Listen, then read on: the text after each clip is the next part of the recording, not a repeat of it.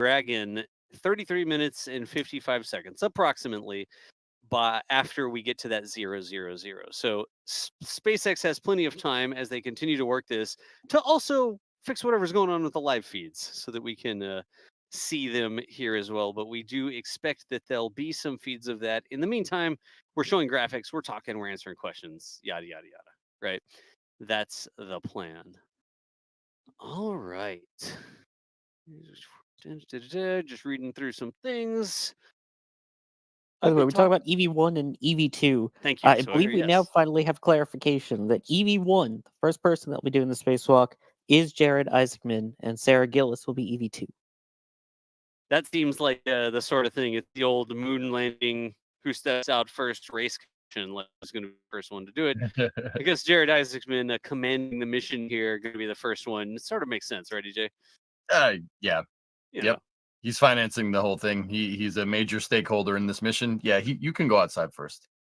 Do you think it was like, all right, we're gonna rock, paper, scissors, like round robin, and see who goes out first? Copy that. Oh, there may be some comms. Can you confirm crew is ready with the current glove zipper ups?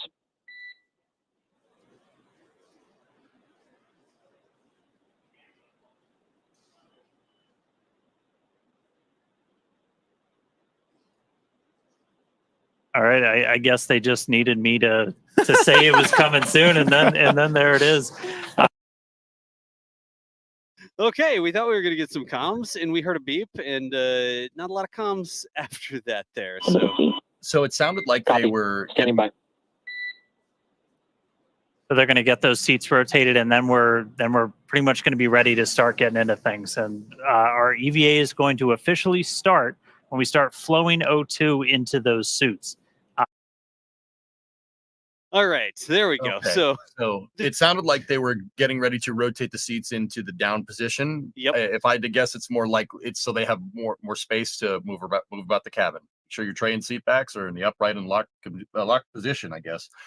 And there were also some things about the zippers on the suit to make sure that the zippers are working correctly. They're probably for leak check stuff, right? Yeah. Look at the timing here, EJ. We're a minute and a half away from the zero, the start of the EVA. They've just crossed from the Pacific Ocean over the coast of Mexico there. But if I had to guess, in a minute and a half, they're going to be over the United States when the EVA officially begins. How about that? Intentional? I'd say so. Yeah. I mean, that's pretty wild. They're almost flying by Starbase, Das, right? They are almost very flying close. by Starbase. We got Starbase on the right-hand side of your screen there. You could see basically where the land on the right side of the screen kind of bows out a little bit. Yep. That's South Padre Island, Port Isabel, Brownsville, Rio Grande Valley. It's right there. They should wave. I'm Donald J. Trump, and I approve this message. This is America's border czar, and she's failed us. Under Harris, over 10 million illegally here. 250,000 Americans dead from fentanyl. Brutal migrant crimes. And ISIS now here.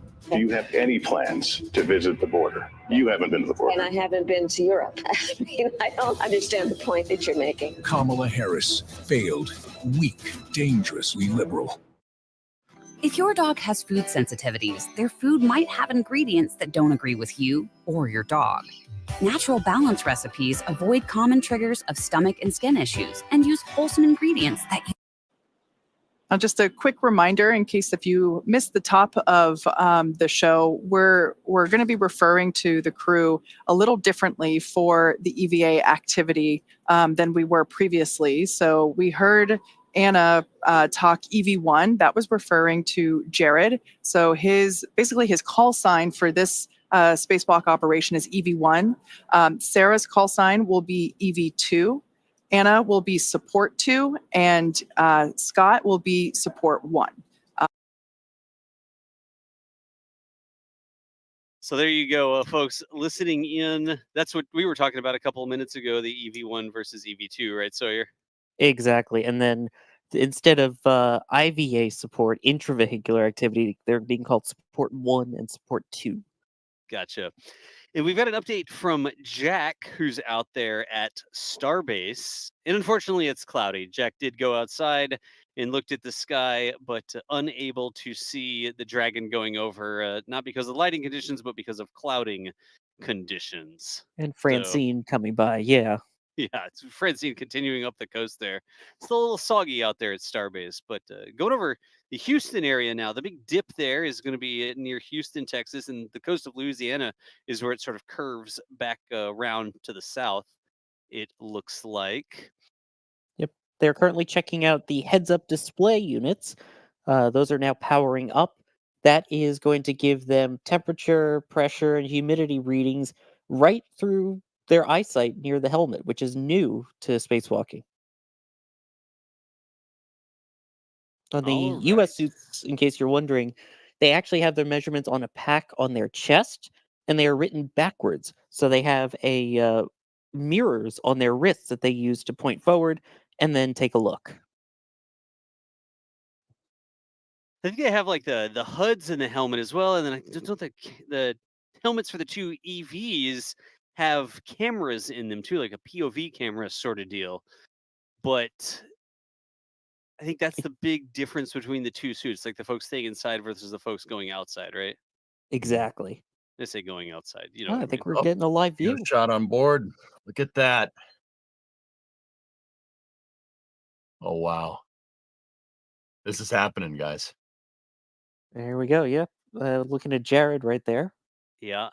Looks like they're in a very intentional position right now. Mm-hmm. Which like holding their arms above them. And in fact, to help make it easier for them, they actually added a motor that will activate to help open and close as they start and end their external portion.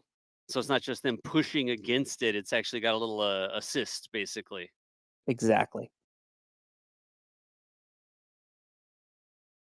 Hey, SpaceX, we're on backup sensors. Repeat HUD checks. Okay.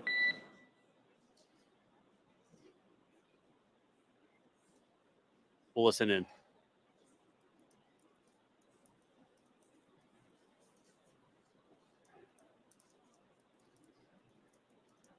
You can actually see the umbilical. Check out. Yeah, you can see the umbilical down there. He's reading something off of his arm or checking something. They're checking the heads-up display, it sounds like. So I'm sure that I wonder if there's something they're looking at related to the HUD.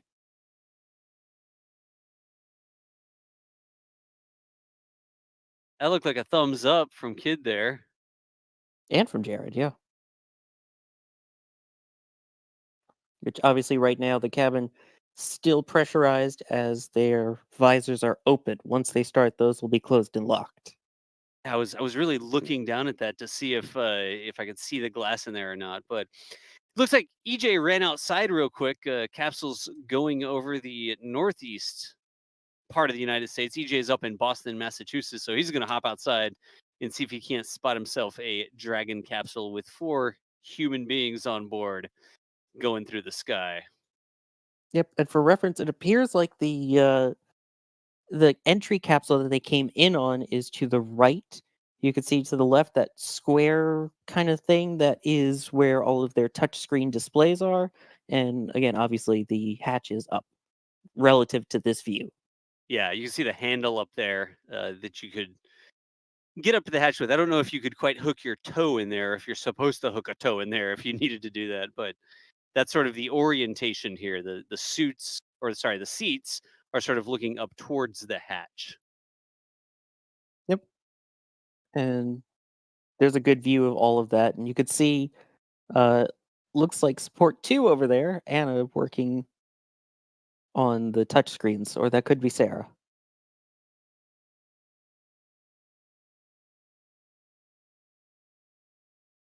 So far, they're at their perigee in the orbit, it looks like, as well, at an altitude of about 196 kilometers up at more than 27,500 kilometers an hour. Just continuing to go through the checklist there. There's a better view of the umbilical you can sort of see going across, and it sort of goes down to Isaacman leg. I'm supposed to say Isaacman or EV1 at this point? Which one's correct, Sawyer? I mean, they're the same diff, but yeah, I'm not the in mission technical control. term is mission control referred to him as EV1. Well, if they let me in mission control, then I'll call him EV1. But yeah, if you compare that to what they used during the Gemini days, this is a much smaller, thinner, and sleeker one that attaches right into their thigh. That is the same type of connection that they use when they are in their seats for launch and landing, it appears, in terms of getting them oxygen and pressurizing the suits. And the HUD checkouts are complete. We are now awaiting the official go, no-go for spacewalk here. And folks, if you're just joining us, I saw some folks asking, when's the spacewalk going to start? It's a methodical process. They have officially started the EVA with some of the procedures they're running on the suits here, but they're not actually opening the hatch yet. The hatch is supposed to open in roughly another 30 minutes or so, estimated times here, but they are not opening the hatch yet. They have a little bit of time making sure all the suits, systems, connections, pressurizations, everything is good to go before they get up there and start opening the hatch. But it isn't hours away currently, knock on wood. It isn't hours away. It is, per the timeline, expected to be less than 30 minutes away now. Right, the entire procedure from start to finish is under 2 hours. Yep. And I see in chat somebody saying, didn't we do this like 60 years ago? You're right. We did do this like 60 years ago. We did this in much different orbits, even on the way back from the moon, higher than this orbit. But we haven't done it since then in this sort of capacity, and we need to be able to. So that's why this event is so important. It's getting us back. I guess back, it's actually pushing us forward into new capabilities here because this is a private spacewalk with a private team of individuals. This isn't a government. This isn't a country doing this like it's what was done back in the past. This is a private entity, a private, what's the word I'm looking for, sir? Your organization, enterprise. That works, yeah. That's happening here. And we need to do it more, right? We need to do it more. Hey, that is an interesting distinction in chat. It says they did it 60 years ago. We need to do it today. I like that. Well put. Yeah. I mean, the first spacewalk technically was a cosmonaut. That was Alexei Leonov. And then, as mentioned, Ed White performed the first U.S. spacewalk. We're talking early to mid 60s. So it's been a while. As great as it is to be able to do the spacewalks on the ISS and maneuver all the way around, if we're going back to the moon, this is something that we need to be able to do, especially with the Lunar Gateway Station that's planned, with all of the EVAs. Even during Apollo, there were a couple of Apollo missions where, while the crew was walking on the moon, the person in the command service module still in orbit did their own spacewalks up there. Very similar. Yeah, I saw that scroll through, and honestly, I know that it was probably intended as sort of like a poking fun, like, oh, it's been 60 years since we did this, but we can't just sit here and be like, well, they did it 60 years ago. We don't need to do it anymore. I loved what I saw scroll through in chat. I'm sorry I didn't catch the name, but they did it 60 years ago. We need to be able to do it today, a lot more than just being on the ISS. Sure, NASA still does it on the ISS, but a private capsule, private enterprise, private individuals here, not the government, not a country doing this. One day we'll see commercial, hopefully space stations and commercial EVAs, and this is the start of how you go out to mine an asteroid, right? It's a long way between this and that, but these are the things that we need to be doing. We can't just sit back and say, "Oh, well, don't need to do this. We already did this 60 years ago." Right. Yep. You could also see out the window now, orbital sunrise there. They are now in daylight, which again, they get 45 minutes of daylight and 45 minutes of darkness each day, or each rotation, I should say, each orbit. Yeah.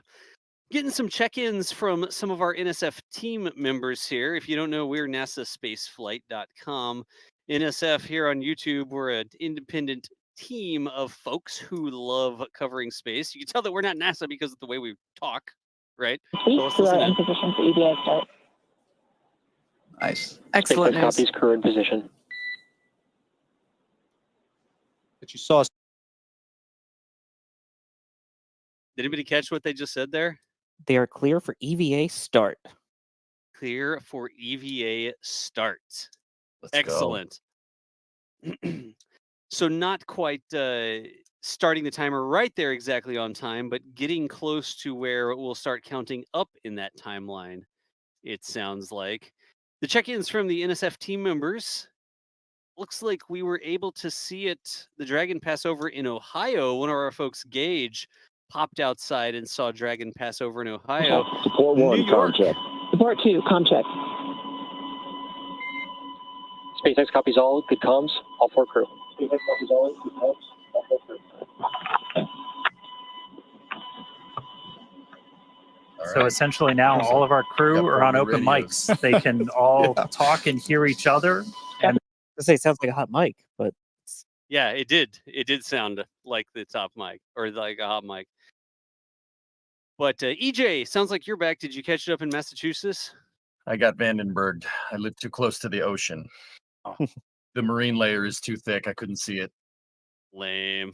Hey, at least you went out inside. Also, I touched grass for a second. It was great. by the way, just worth noting, Jared, they're checking all of his suit connections, checking that everything's zipped up there. You saw him a couple times tugging on the tether connection to his thigh there, Yep. making sure everything is ready to go. All right. Has a little bit of a, I guess there's that handrail that he's holding on the right-hand side. That's the hatch that they get into the capsule on, correct? Correct. Got some fist bumps there as well. 90 seconds from now, they will initiate the EVA, which will begin by closing up the visors and getting those suits pressurized and ready to go.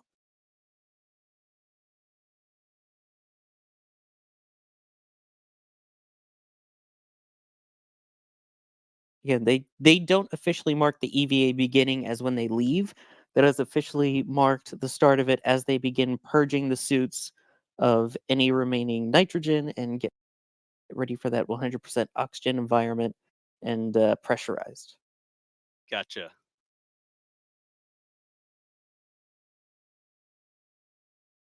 We're going to keep with the views here as long as we can have them. You can see there's a bit of pixelization happening.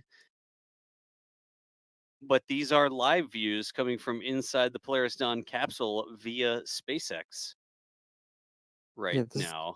live from 350 kilometers above the Earth. There you go.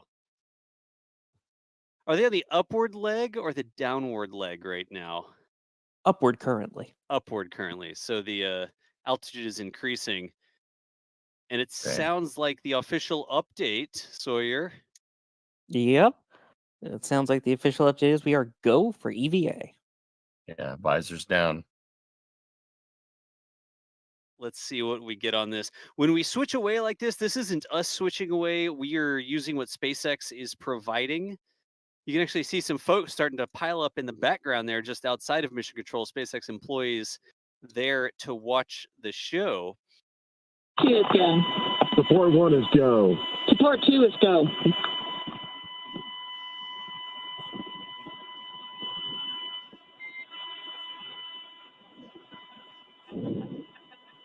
Dragon SpaceX initiating secondary O2.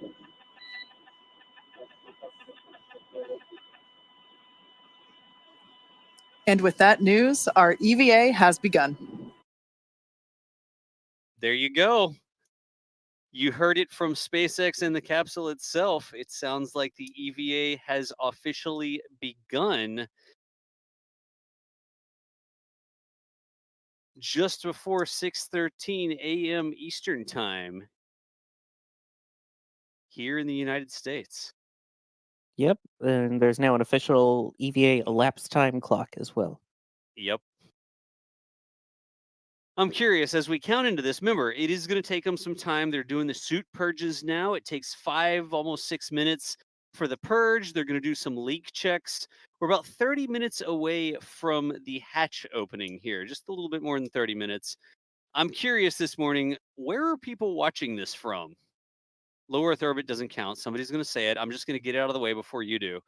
But I see so many different names in chat. I see so many different folks talking about what they're seeing. Okay, wow, that went a lot faster than I expected it to as soon as I said that out loud. That's a lot of people. Wow. Yeah. I saw Tennessee. There was an Indian in there. Australia, Norway. Perth. Yep. Indonesia, the UK, New Jersey, Poland, Germany, Australia, Austria. There's an Australia in there again, another France, Sweden, some Texas. There's no way I can read all these. How many people are watching this stream? 30,000 people here hanging out with us. Yeah. It's pretty awesome. Thank you for being here, everybody. Sincerely. We really mean that. This is an awesome moment, and we're happy to share it with you. Yep. That's sort of what we do, folks. Things like this are going on. We'll hop in. We don't have scripts. We're going to read you off. Okay, now we'll talk about this for 5 minutes. Like, that's not what we do. We're space enthusiasts. I mean, I'll say I'm a space enthusiast. EJ, you like space, don't you? I've been known to enjoy Little bit. space from time to time. Sawyer, how about you?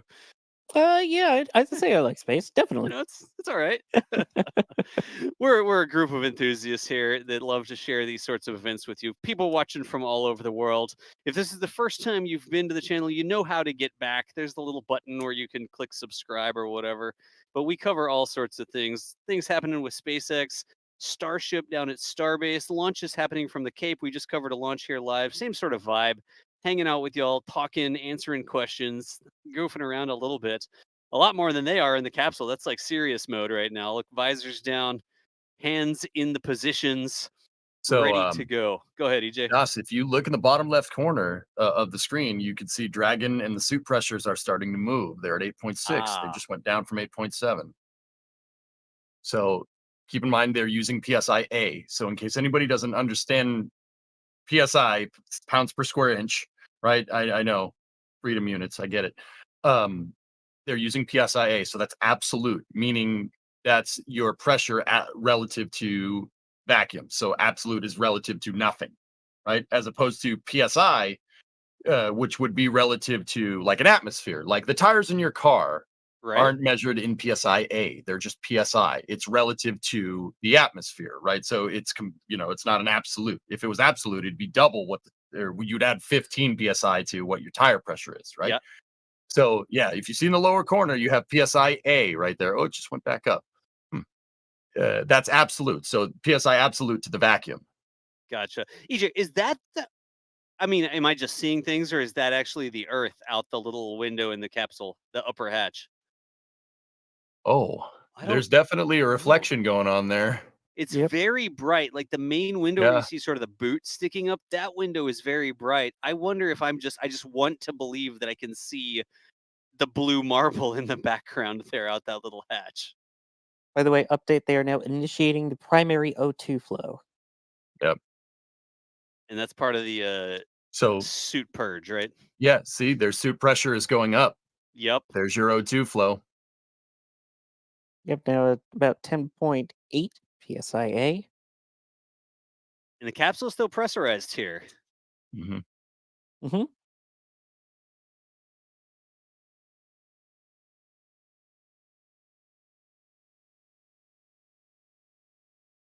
There we go. The pressure going up. I believe it's about the normal pressure that they see at liftoff is 14.5 PSI for reference, or about 100 kilopascals.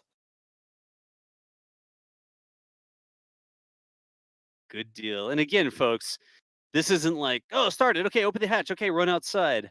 You want to make sure that your suit is safe before you rely on the suit to protect you from the vacuum of space. Remember, there's no airlock on here. There's not like, oh, we're going to go on the airlock, then we're going to close this door, then open this door, and then press the big red button. And no, that's not how this is going to work. The entire interior of the capsule, what you see on the screen right now, is going to be the vacuum of space. No atmosphere. A vacuum inside that capsule, because when they open that hatch, there's going to be nothing stopping space from coming inside. That's really not the right way to say it. The inside of the capsule will be a dragon. It will be a dragon. Will be a vacuum in there, but not an airlock. You want to be very slow. You want to be very methodical, and make sure that you don't crack open that hatch until everything is good to go. Exactly, and they've been working on pre-breathing, so to speak, so purging as much of the nitrogen from their bodies as possible since 90 minutes after launch. They've slowly been changing the PSI in Dragon from that 15 PSI to the 8.6 that you see now as a way to prepare their body, as well as the oxygen levels on board starting off at about 20%, similar to what we have here in atmosphere, working their way up to now in the suits at 100%.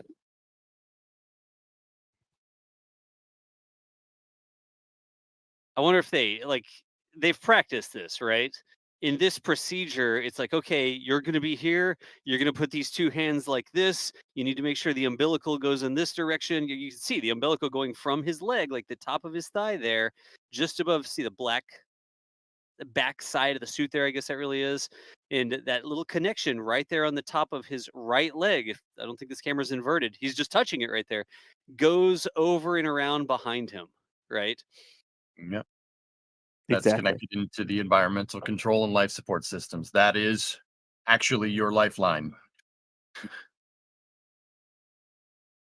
Go. But I think the one thing that they haven't practiced, they didn't have a Dragon capsule in a micro G environment. It's not like you take a Dragon on a parabolic flight and then practice that. So the one thing different that Isaacman doing right now, EV1 is doing right now, is all right. I'm going to put my hands here. I'm going to make sure this goes here, but there's no gravity affecting his motions. Wow. Technically, there's gravity affecting his motions. The microgravity environment, he's weightless right now, right? Technically correct, the best kind of correct, whatever. Absolutely. But that is the thing that is tough to train with on the ground. So here they'd already be learning things, right? Not Jared's first time in microgravity. He was on Inspiration 4 as well. But the way that that umbilical is, the way that he moves around, how his gloves work with those handholds and stuff. This is the first time this is being done here for real as they get ready for the EVA. Yep, they're currently doing the suit leak checks. As you see, it's about 2 minutes behind their posted timeline, but those times were indeed approximate. Yep. So in theory, about 25 minutes from now, we should see that hatch opening. So we'll keep an eye on the suit pressures and then also see if there's a pressure differential within Dragon that changes prior to that hatch opening.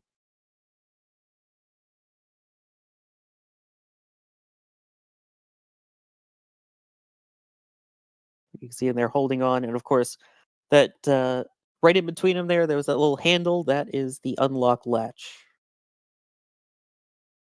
Gotcha. I wonder, there's like that one boot sort of floating in the background, right? Mm-hmm. I wonder if that's a planned thing. Like, is that boot supposed to be in not a stirrup? You know what I mean, though, like a little foothold thing. It almost looks like it's relative to the window there. That is Scott Poteet's foot, by the way.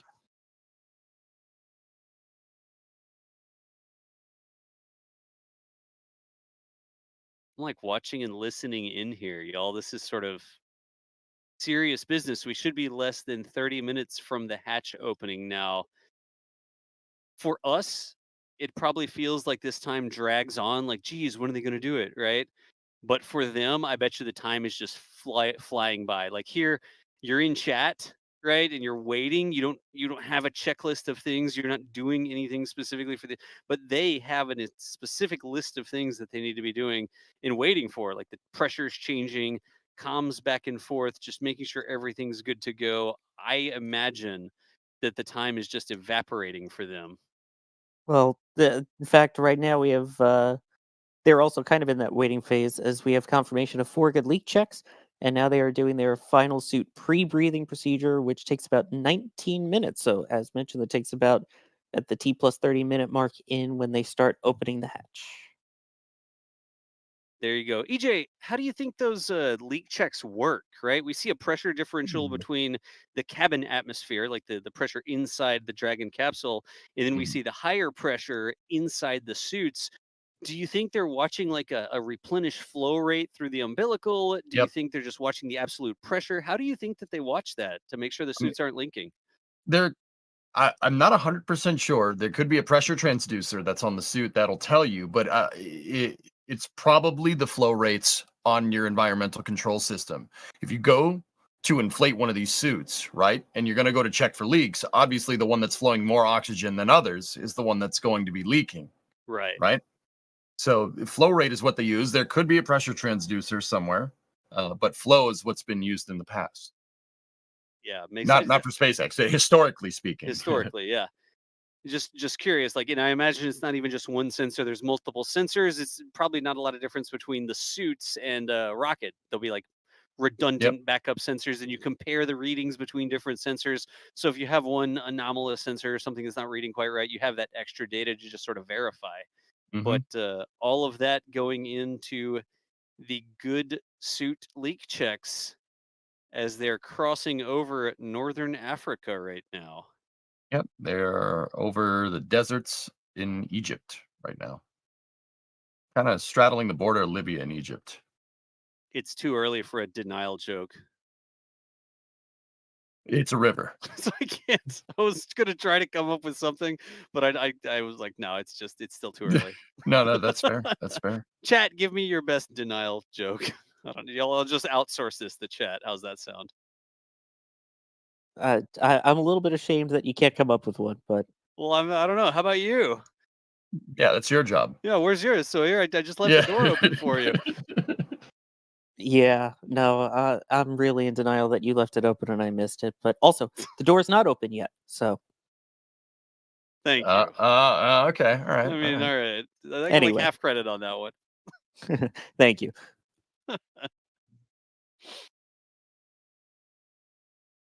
So there's an interesting thing, right? Selden Nimar, I know that you're actually maybe being a little negative there, but I'll address it. It feels a little dirty calling it an EVA when the capsule still has pressure. Sawyer, EJ, is that a historical thing? I mean, like it's only an EVA once the hatch opens? How does it work on the ISS, or how did it work on shuttle, or do we have any discussion around that? Sorry, you want this one or you want me to take it? Go for it, EJ. And by the way, we should get video link back in about 3 minutes. They're in between stations at the moment. Excellent. Okay, so historically with NASA, the EVA operations begin once you start doing the pressure operations. And SpaceX seems to be abiding by that same kind of nomenclature, I guess, or ops, I suppose. Yeah, they basically, the EVA starts once you start changing around the pressures. But yeah, I mean, I don't know. You could say like, oh, it's not going to start until they actually open up the hatch, right? Yeah. But yeah, I mean, traditionally NASA's kind of the way they've kind of determined EVAs is basically once you start changing the pressures around in the airlock, or in this case with SpaceX, changing the pressures around inside a Dragon Right. or the suits. Gotcha. So it's like a preparation thing, right? It's almost like when does your vacation start? Like when you actually when your plane takes off, or when you're sitting at the airport, like when did your vacation start? Right. Maybe that's a little bit of a stretch of an analogy, but the things that they're doing now are critical for the EVA, like making sure the suits aren't leaking, making sure that they're ready to open the hatch. And they didn't say that the EVA. One touch without willpower is all it takes. Never let go.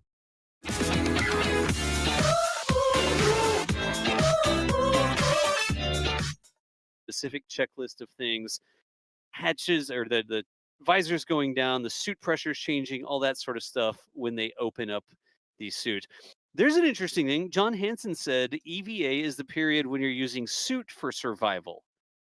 Yep. So once they verified that it was the suit, they're not breathing the cabin atmosphere, but breathing the suit atmosphere.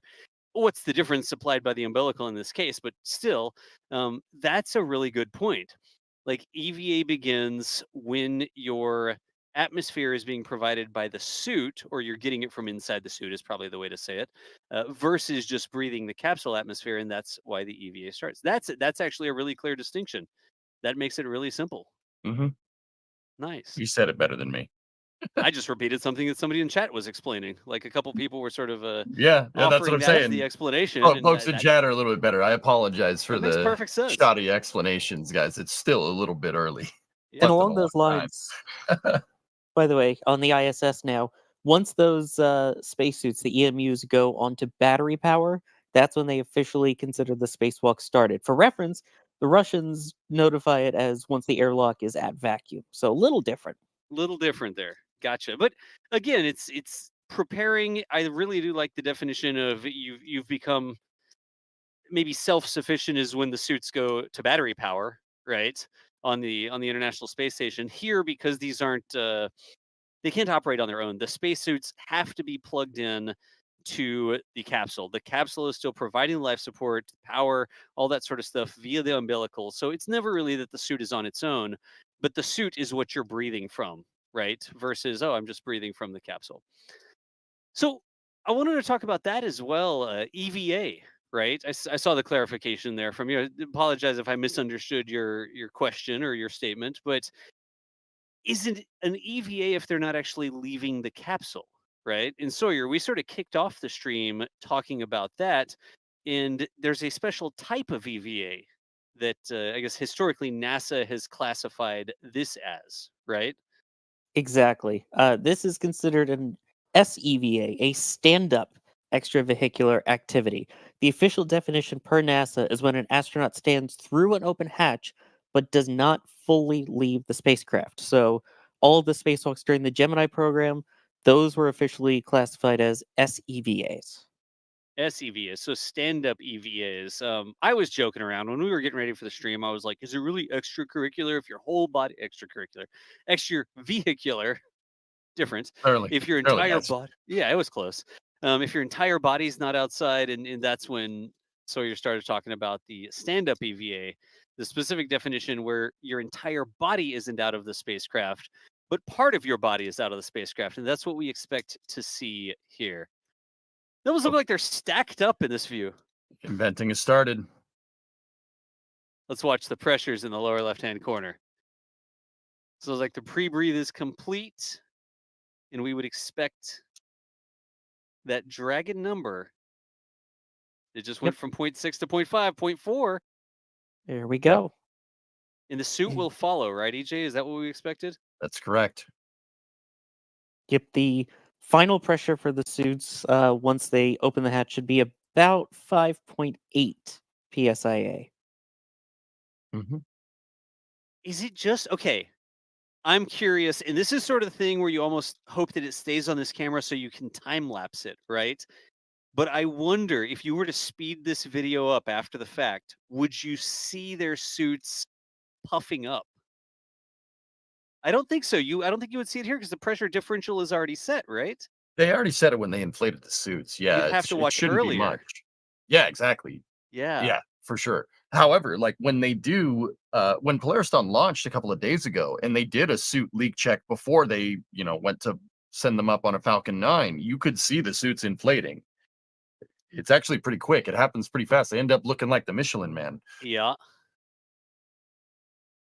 One thing you can sort of see, since we're talking about pressures, you can see the gusseting on the elbows there, right? You see the sort of accordion elbows.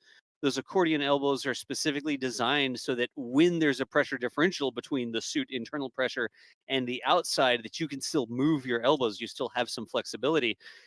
Imagine it was just a tube, like a balloon that you would fall into a balloon animal, right? Astronauts are literally balloon animals when their suits are inflated like this. Yeah. That's okay. The gusseting there actually allows you to keep that mobility. Like think of a long noodle balloon and trying to bend that. Like imagine there was an elbow in there. The one you would fold into a little dog or a sword or a pirate hat or whatever, it's tough to bend. You sort of have to twist it to get that bend. And those elbows are built in such a way so that even though there's that pressure differential, the balloon is inflated, right? The astronaut balloon animal is inflated. You can still bend your elbows and have that mobility.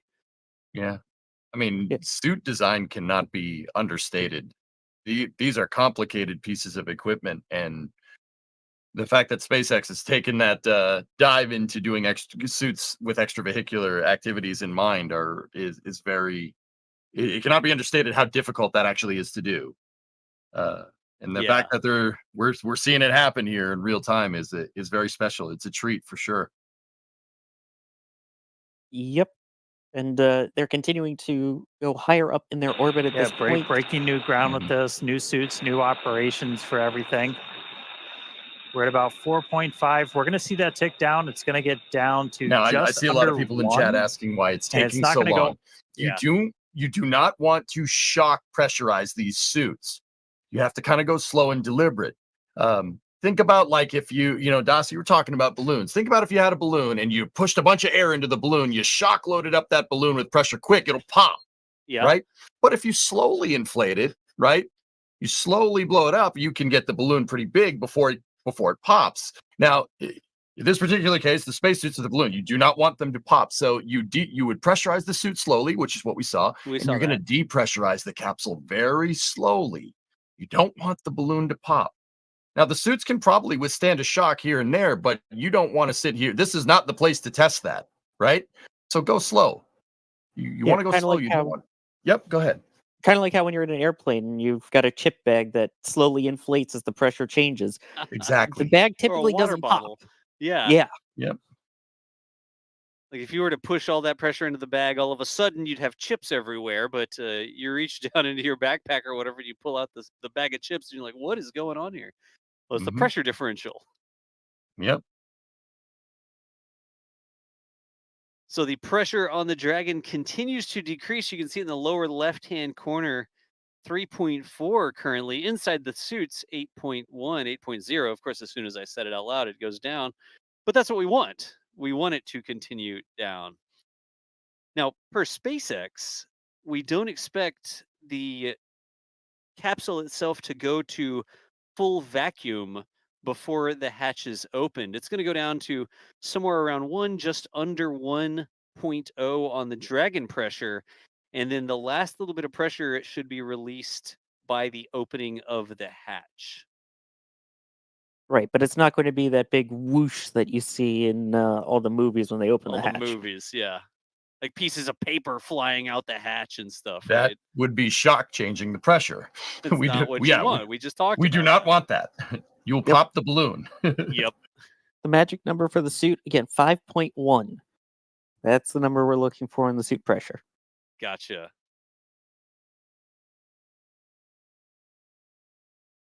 So far, it's 7.4 on the suit, 2.7 on the capsule. And just patient here, like hands in the position, everybody standing by. It almost looks like they're stacked up to go out this hatch. Only they won't all go out the hatch, just one person at a time will. Yep, about 24 minutes in now. I believe there should be about 5-ish more minutes of depress here, of the venting. It continues on. It's down to 2.4. I feel like a little party thing should go off or something when it reaches the bottom. There we go. Dragon is now at EVA altitude and attitude.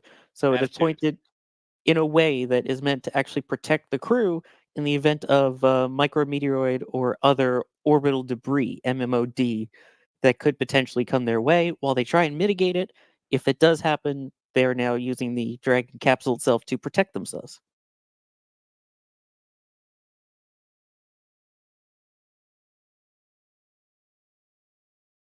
That's got to be like I just want to believe that it's like Earthshine going through the top hatch. Maybe I'm wanting to believe too much, but it looks blue to me. It looks blue tinted, right, EJ? Yeah, you're definitely picking up some reflections from the forward hatch in the vestibule up there. Yeah. You know, that's okay. That's a good point. I just saw scroll through chat. If there's still a little bit of pressure in the Dragon when they open the hatch, theoretically, wouldn't that change the trajectory or change the orbit just a little bit? Oh, absolutely. Yeah. I wonder if it would be like a measurable amount. So far, all crew members polling that they are doing well up to this point. Right now, the altitude continuing to increase, and as a result, as it goes towards that apogee of about 700 kilometers or so, the speed reducing. That is just part of orbital mechanics, and it's totally normal. Yeah, they're basically coasting uphill right now, and they're trading speed for altitude, like the kinetic energy. That is their velocity. Their speed right now is being converted into potential energy out distance above the planet, right? And then once they hit that apogee, they're going to start going back down. They're going to coast downhill again, and you're going to see their potential energy, their distance above the planet, converted back into kinetic energy. So the altitude will go down and the speed will increase. But the fluctuations you see in the speed, those are normal. That's just the way things work, and they're a little bit more, EJ, when you have a little bit elliptical orbit. You were talking about the ellipticity. I don't even know if that's a word. The ellipticity. I like that. That's You your know what I vocab mean, word though. of the day. Yeah. Norminal. Eccentricity. Norminal. Nice. Eccentricity. Yep. It can be a little bit more marked when the orbit's a little bit more eccentric, right? Like when it's less of a circle and more of an ellipse, right? Yeah, absolutely. So orbital eccentricity DOS works on a scale from 0 to 1. 0 meaning perfectly circular, and 1 meaning escape velocity, right? So from 0 to 1, you're going to get more and more eccentric, and you're going to have more of a difference between your apoapsis and periapsis, right? Until you hit escape velocity when you have no periapsis and you're gone. You're hitting a home run. You're out. Yeah. And that's a baseball reference that not many people, if you're watching overseas, probably understood. But you're gone. I can't put it in like cricket terms or whatever. You know, like I just you're out of bounds. You're leaving the celestial body you're orbiting around. Okay. I think that's something that works. Let's go with it. People go here like, wait, what's a home run? Yeah, right. Yeah, exactly. There you go.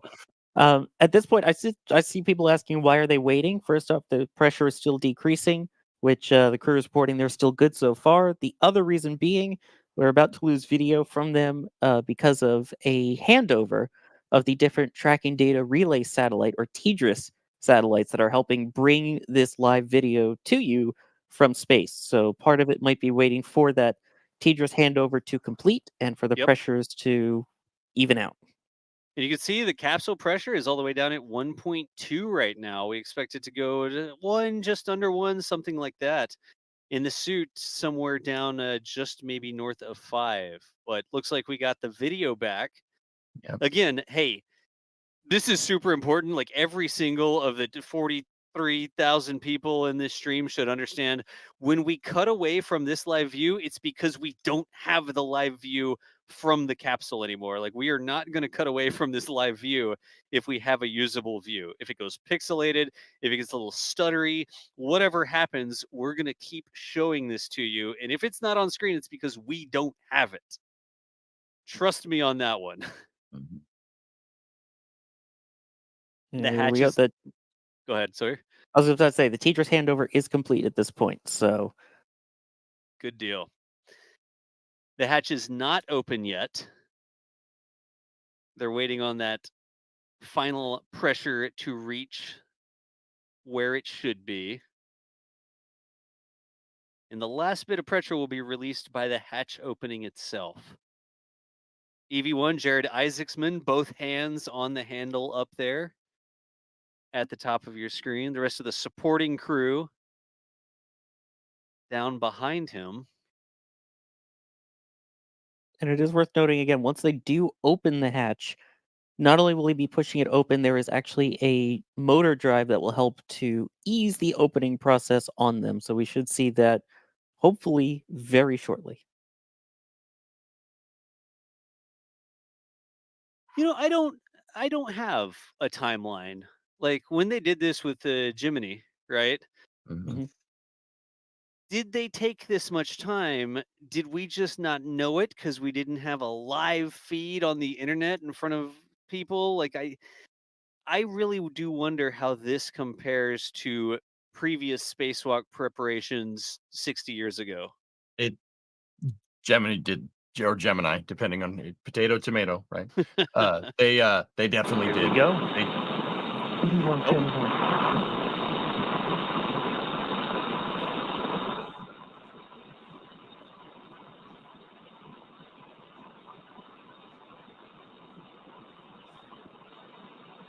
Mike, did you get to open the hatch? I did. You did? Yeah. For hatch opening here soon. Hatch opening preparations.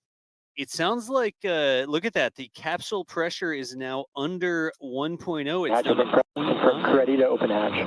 Yeah, but anyway, There was a ready to open hatch. That is great news. Go. EV1 check. EV2 check. EV1 good. EV2 good.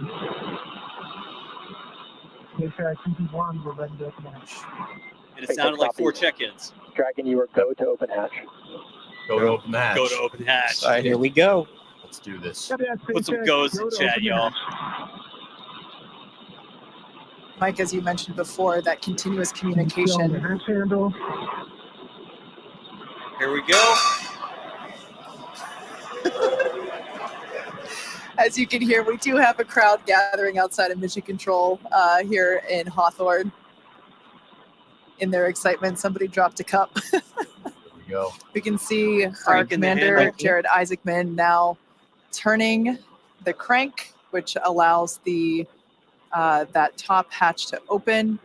We'll see him give it a pretty heavy. SpaceX EV1, hatch is visually indicating open. SpaceX copies. Stand by. Yeah. There we go.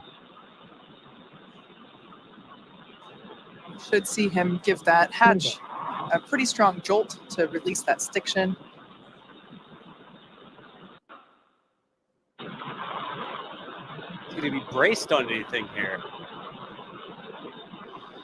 Hatch is now unlatched.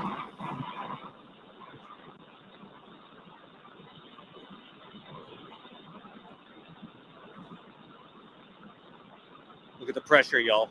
The Dragon Mike pressure talked 0. about. We see him getting his feet, It's getting very his close feet to that set. 5.1 number. That's right.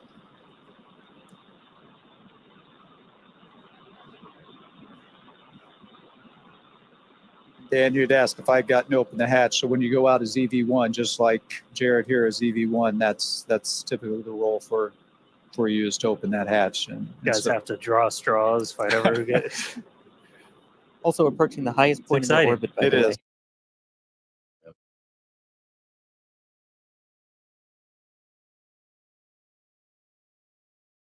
730 kilometers up at this point.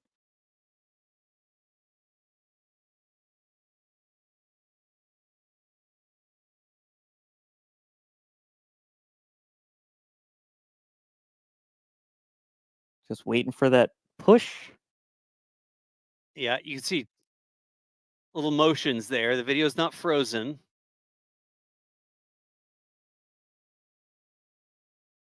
Yep, you have Jared Isaacman again, EV1. Sarah Gillis is SpaceX target EV2. pressure reached.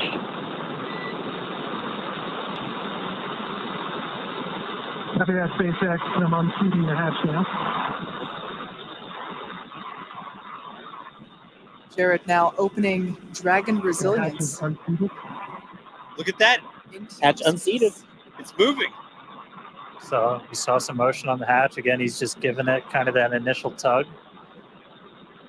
And then Sarah gets to push the button to swing that hatch open. Motor assist we were talking about. Exactly. Sarah, EV2. Much more movement there on the forward hatch. We also have support 1 and support 2, which are Kid and Anna. This must be pretty exciting for Jared because that center part of Dragon SpaceX, that's a good brace. We're going to have you repeat the operation. center of the hatch actually has a window. The hatch is unseated. Copy. Let's give it another pull. The hatch is several inches. Look at that. Copy. We see it. Interesting they had him repeat it. Yeah. I mean, the hatch is definitely out of position, though. Looking out that tiny window there in the forward hatch, knowing he is going to have a much bigger window in just minutes.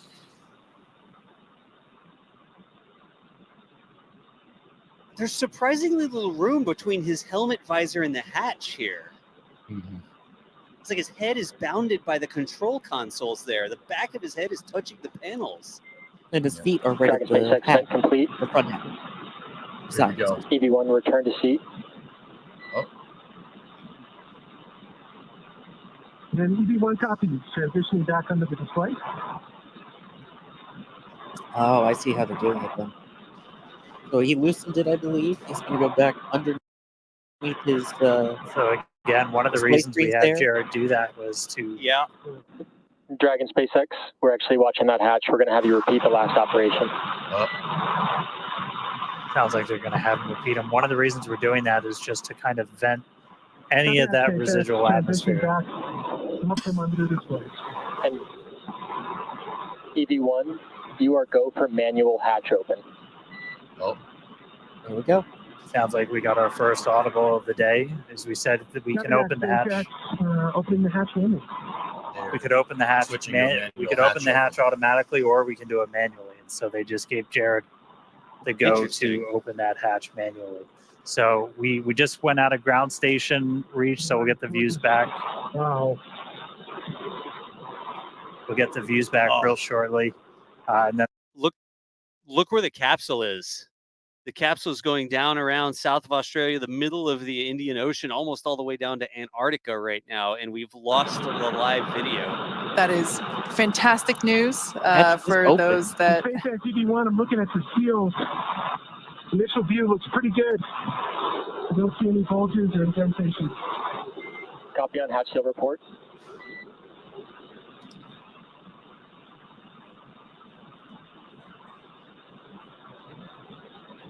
Yeah, that seal that you just heard him talking about, it's such a important part for the end of the EVA, right? So that when they close that hatch again, you get a good Open.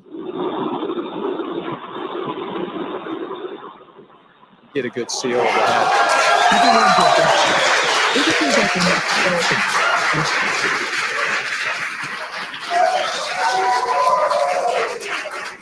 EV2 SpaceX, can you command open forward hatch? This is going to stall it open. oh wow. There you go. There is our first view of the forward hatch, wide open to space. Forward hatch. All right. Execute. So we did get the video back. The hatch is open. if you just jumped in, we are See how 38 far minutes back into Jared is today's leaning spacewalk, and the hatch is open on Dragon. First view like from a we got helmet a, cam, Hey, that's the helmet. looking cam. out. Oh, wow. That is SpaceX Helmet EV1. and Eric, forward-facing EV1 view, is go to looking continue. into the howling dark of space there. That structure you see there is EV1 go to continue. EV1 good. SpaceX EV1, I'm transitioning back from under the displays. SpaceX copies. We're with you in your helmet cam. once again this helmet cam. That structure we see is the spacewalker. This is Jared now egressing through the forward hatch of Dragon Resilience. Skywalker, yeah.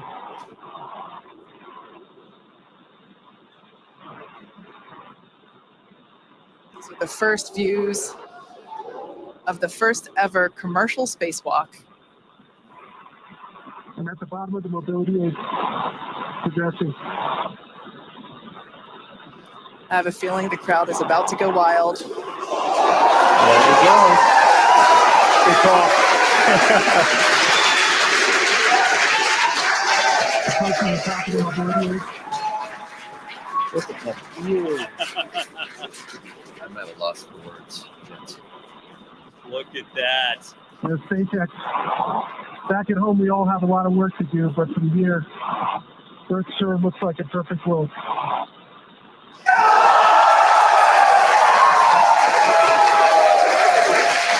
All right, SpaceX. EV1, I'm going to step into Test Matrix 1. Single-handed mobility demonstration. Wow. Look at that. Commander Jared Isaacman now emerging Copy, we're with from you in Test Matrix 1, watching from the nose cone. This is one of their planned tests. Up, Checking out down, mobility left, is with and just right one are hand. threes.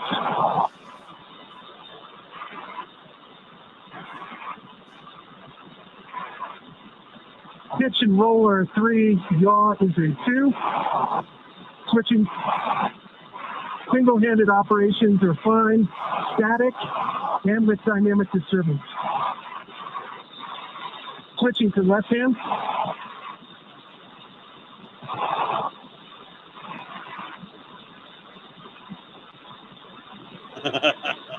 It looks so effortless.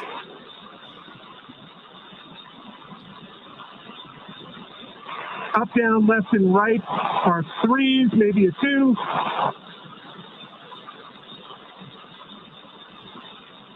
Pitch is a 4. Roll is a 2. Yaw is a 2. So these are the suit mobility checks that Jared is Single-handed performing. operations, dynamic and with disturbance are all adequate. Test matrix 1 complete. HUD check, 5.3 psi, 48% RH, 33.9 Celsius. He's reading off the Test HUD. matrix 1 and HUD readout.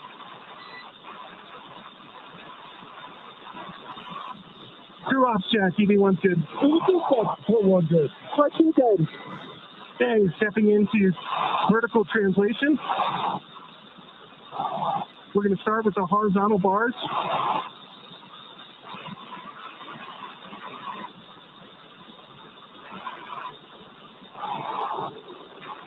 They're out of the hatch than I thought they would be. I was going to say, is that far enough out for you, man? Yeah. Also, as they transition there All right, from we're going orbital to night transition over to vertical. Look at the Terminator, man. It's beautiful.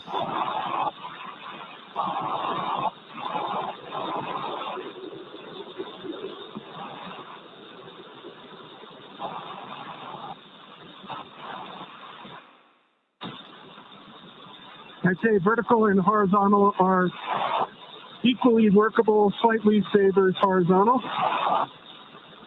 I'm going to do a max reach. Left hand's at the top of the mobility aid. At the midpoint. You have good video? Oh, we've got video. Oh, I jinxed it. Hopefully We it comes just back. lost our live video. Stand by 1. Okay, switching over to max reach. Commentator's curse, maybe? Hey. I guess Copy that that, would be SpaceX. I'm holding spacewalkers. up with the max reach. Yeah. And EV1, go ahead and continue the operation. We'll let you know we're back on with live video.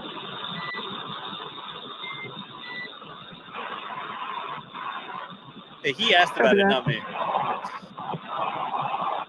And for your awareness, max reach, levy aid, and the mid bar.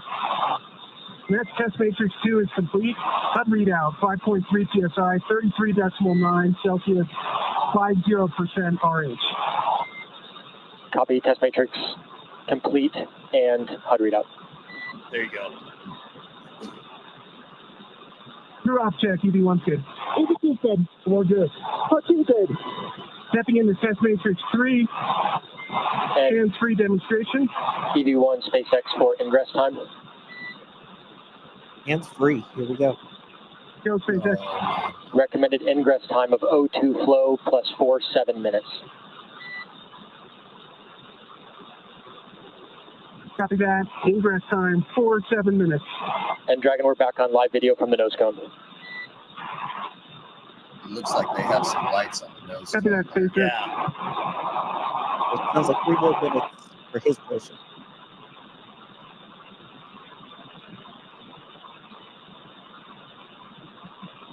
Oh, man. He's way out of that thing. That's awesome. I have no words. Guys, I'm sorry. And SpaceX EV1.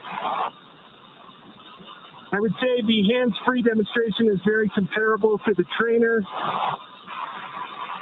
in terms of the foot restraints.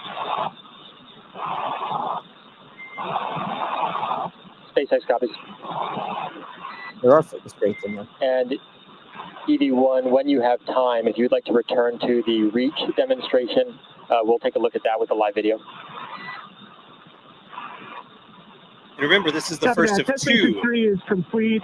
The HUD readout is 5.3 psi, 47% RH, 33.8 Celsius, and stepping back into max reach. Copy, test And as matrix you can 3. see, top of the mobility aid. And let's get a quick crew op check. EV1 good. EV2 good. I'm good. Fucking good. Copy that. Okay, max reach, whether it's left or right hand, seems to be about the same. Top of the mobility aid, and then the mid row. Copy, we see it. Second up from the bottom.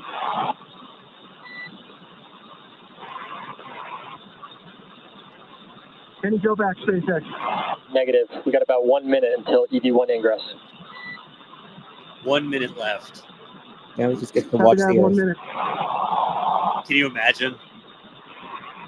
I wouldn't Look be at able that. to focus on anything else. I'd be staring at the blue marble the whole time.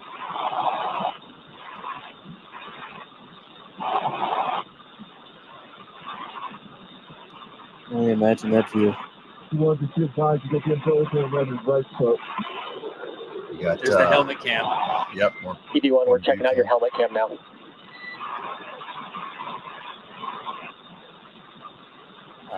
Well, I'm checking out your nose cone right now. And dude, you can looks see pretty him. good. You can see Rook. Copy, That's we're turning nose wild. cone. See you looking at us. Show us the nose cone view, please. Yeah. Show us him facing the camera. Yeah. Before he All right, goes we're coming in. up about that O2 flow timer time. Crew check for ingress. EV1's good. EV2's good. EV2's good. All right. Missed it. SpaceX EV1. That's for the huge team effort that it took to get us to this point. We know it's just the start. And I'm transitioning back into the vehicle. Sounds like the video feed has been lost there. Audio still coming through. And there's the video return.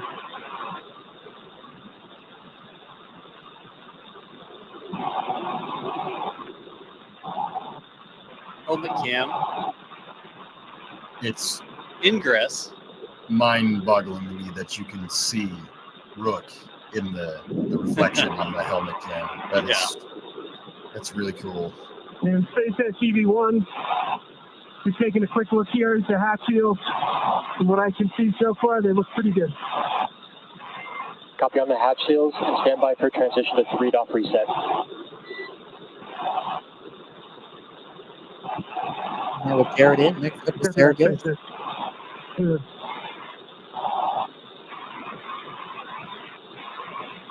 Seems like she will retreat underneath the video screens, and Sarah will then come out from underneath them. And EV1 is clear.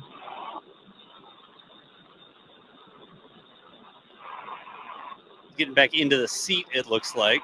Yeah, it looks like we got a little hung up on the hatch there.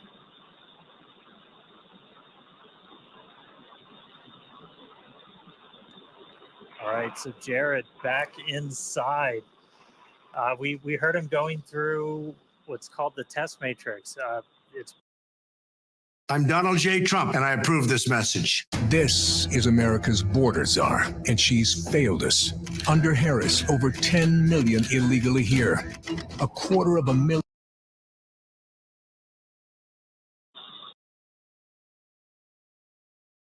Folks, we've got EV1 all the way back into the capsule. That's the first of two, by the way. There's still another one coming up. The hatch is still open, but that was EV1, and we still have EV2 to come. Good grief. Believable. That was breathtaking. Yep. That's a significant step. It's not something we just do for fun. It's not something we've done in a long time, and it's not something that's ever privately been done before. But to get up there in a capsule with your crew of 4 and expose the inside to the vacuum of space, and then put yourself outside. Sarah's clear to proceed. Crew check for EV2 egress. EV1's good. Okay. EV2's good. Real good. What too good? EV2 is going to go stand in the door and then step outside. You hear the excitement. Now, this test matrix that Jared just performed and the one that Sarah's about to perform, they have both committed to memory in order to execute these.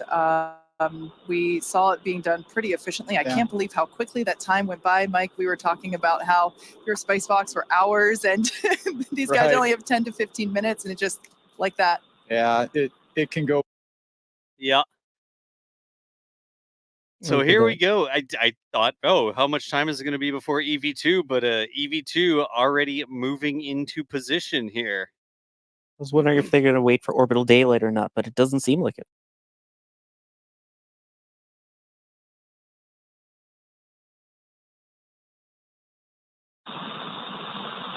SpaceX copies that report. Good fix. So this was something we knew might happen. And Sarah, between 28 and 27. Sarah's now moving in position for egress here. the crew trained on exactly what to do in this scenario. Just pop it back in. And Reseat one it. final between 19 and 18.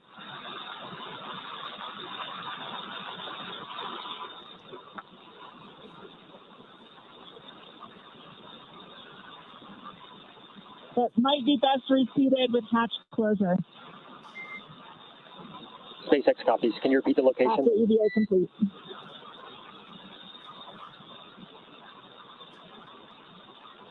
Between 19 and 18.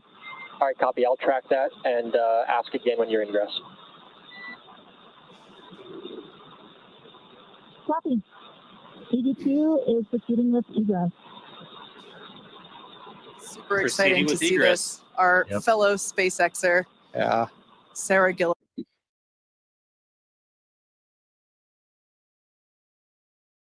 All right. So about just short of an hour, it's been 52 minutes since they started the EVA onto the internal suit, providing the environment for them to breathe, live, temperature control, all that sort of stuff.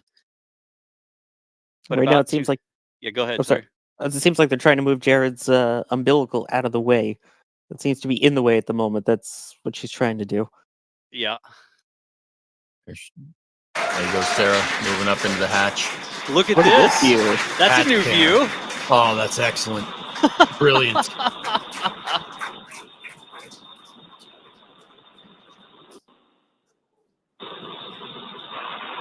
I mean, I said it before. A lot of us work here because we want to do this. All right, stepping into test matrix 1 for single-handed mobility. Really cool to see one of our own out there. That's Unbelievable. awesome. That tunnel is longer than you think. Right?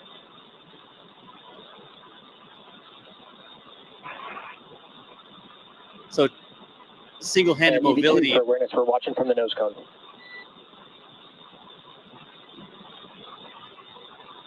Moving herself with one hand. So, I mean, Das, a lot of people were asking, like, why is she not moving one hand? What's going on? What they're doing here is, you don't want to go out and then just start doing, proverbial jumping jacks in space. You want to go slow. All three translation axis, I'm having certainly cross-coupled movements. Forward, back, I'm inducing a bit of a roll. You want to just test individual facets of the suit slowly and methodically. Remember, this is the first time they're doing this. That's why she's just not moving her left arm, and neither did Brooke. But all are achievable. Rating of 3.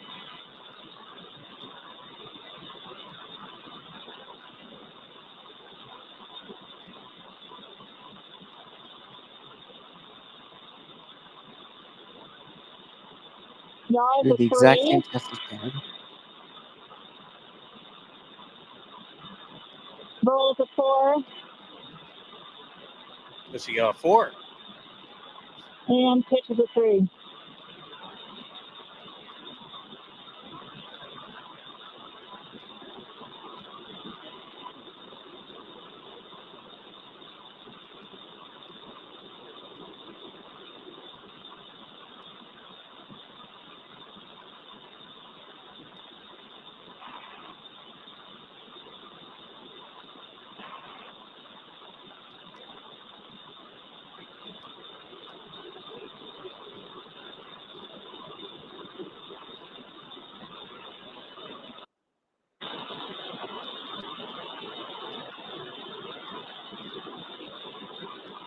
Just proceeding through the test. Head forward for left hand. Stepping into vertical translation. SpaceX copies. And EV2 for awareness. We're tracking an ingress time at O2 flow 59 minutes. Copy, 59 minutes. 3 minutes from now. Yep. So now the vertical movement, we're going up and down from our perspective. Horizontal bars are definitely preferred.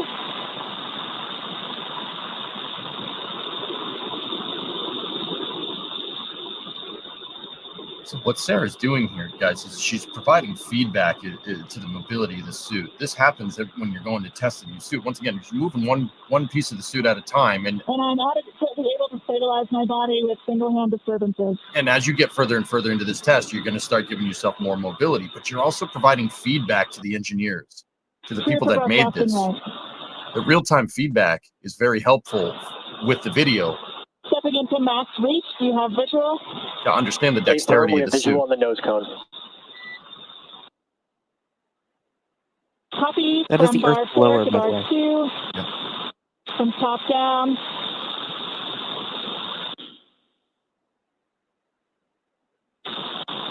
And similar reach from bar 2 up to bar 4. SpaceX copies reach. Dragon currently over New Zealand right now. And EVA test matrix 1 complete. Seat pressure 5.25, 33.8 Celsius, 37% humidity. SpaceX copies HUD readout and test matrix 1 complete.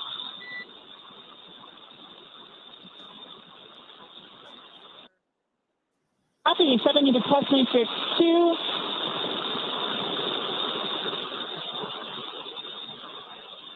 Like we mentioned before, views going in and out due to those ground station coverage gaps. Yeah, we comms are Some of the same. comms are through satellites, but we've got ground stations for video on Dragon. As you can see in the tracker, we just flew over New Zealand. We're about to go right over the middle of the Pacific. No ground stations in the middle of the Pacific. Forward are actually pretty good.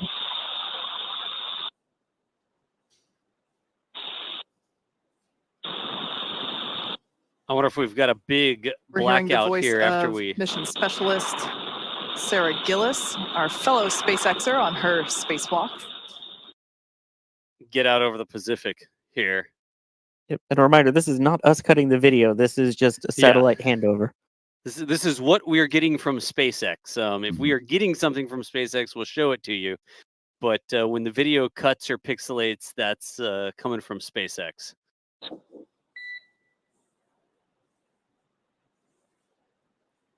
And you can see the Earth dark, and we flew into like an orbital. All right, and test matrix 2, time to combine them, so we'll call that complete. Seat pressure 5.27, 38% humidity, 33.7 Celsius. SpaceX copies matrix complete and HUD readout.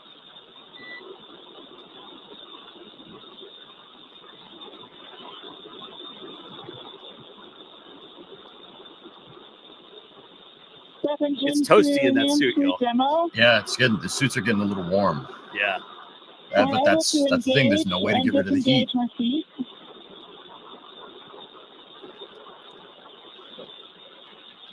Copy that, EV2. And once you are able to engage, disengage, we'll actually have you start ingress. We're just over 5-9 minutes O2 flow.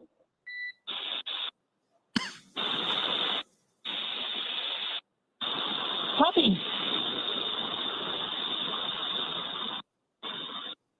With that, EV2 is proceeding with ingress. Pre-check for ingress. EV1's good. EV2's good. Good. 14 good. Copy. Coming on in.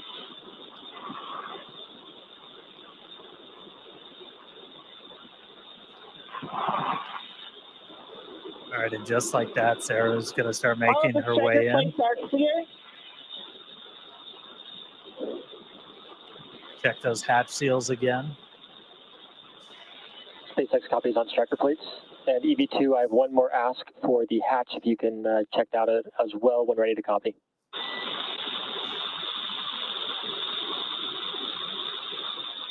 Ready?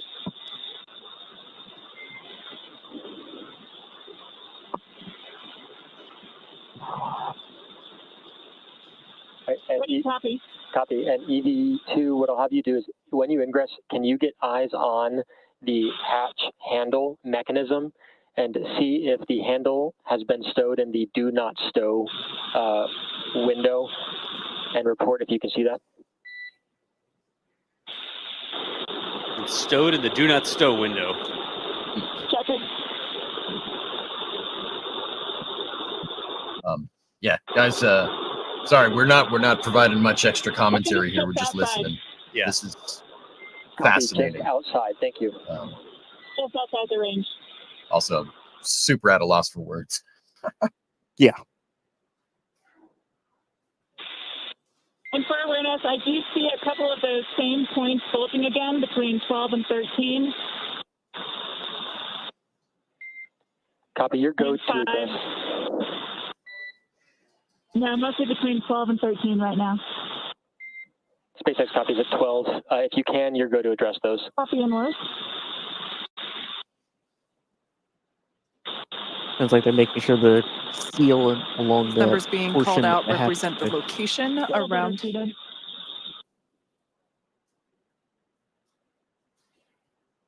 Yeah, the location around the circular hatch, just identifying where these bulges are. So Sarah's now reseating that seal. Not quite able to reach the back one, so we'll proceed with clearing for hatch closures. Just like that, we're already hearing about hatch closure. It's incredible that these two EVAs, just in 2 blinks of the eyes, are... ED2 is clear of hatch, please. 2 checks.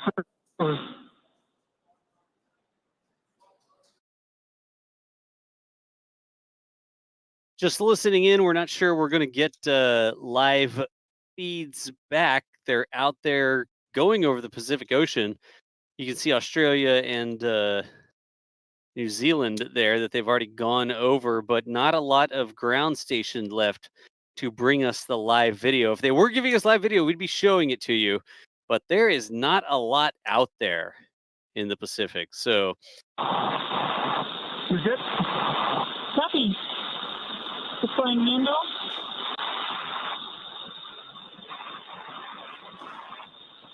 Applying force. And closing.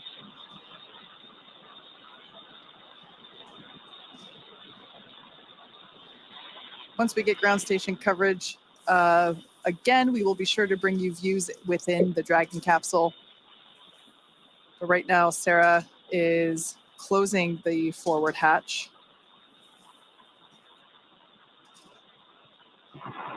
It sounds like we might give the motor a try. You confirm the hatch is visually indicating closed? And hatch is verified latch. Okay, command and EVA hatch closed.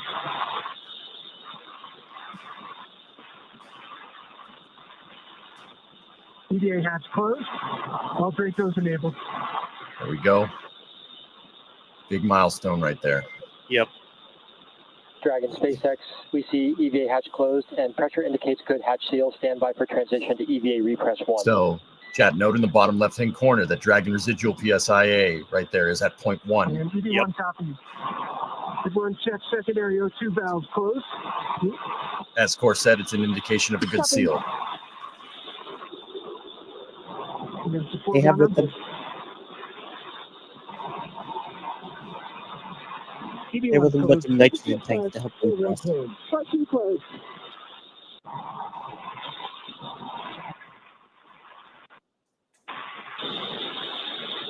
a couple of real big moments right there. Sarah was able to make sure. We're in EVA repress 1. We copy secondary flow is closed and agree. EVA repress 1. Okay.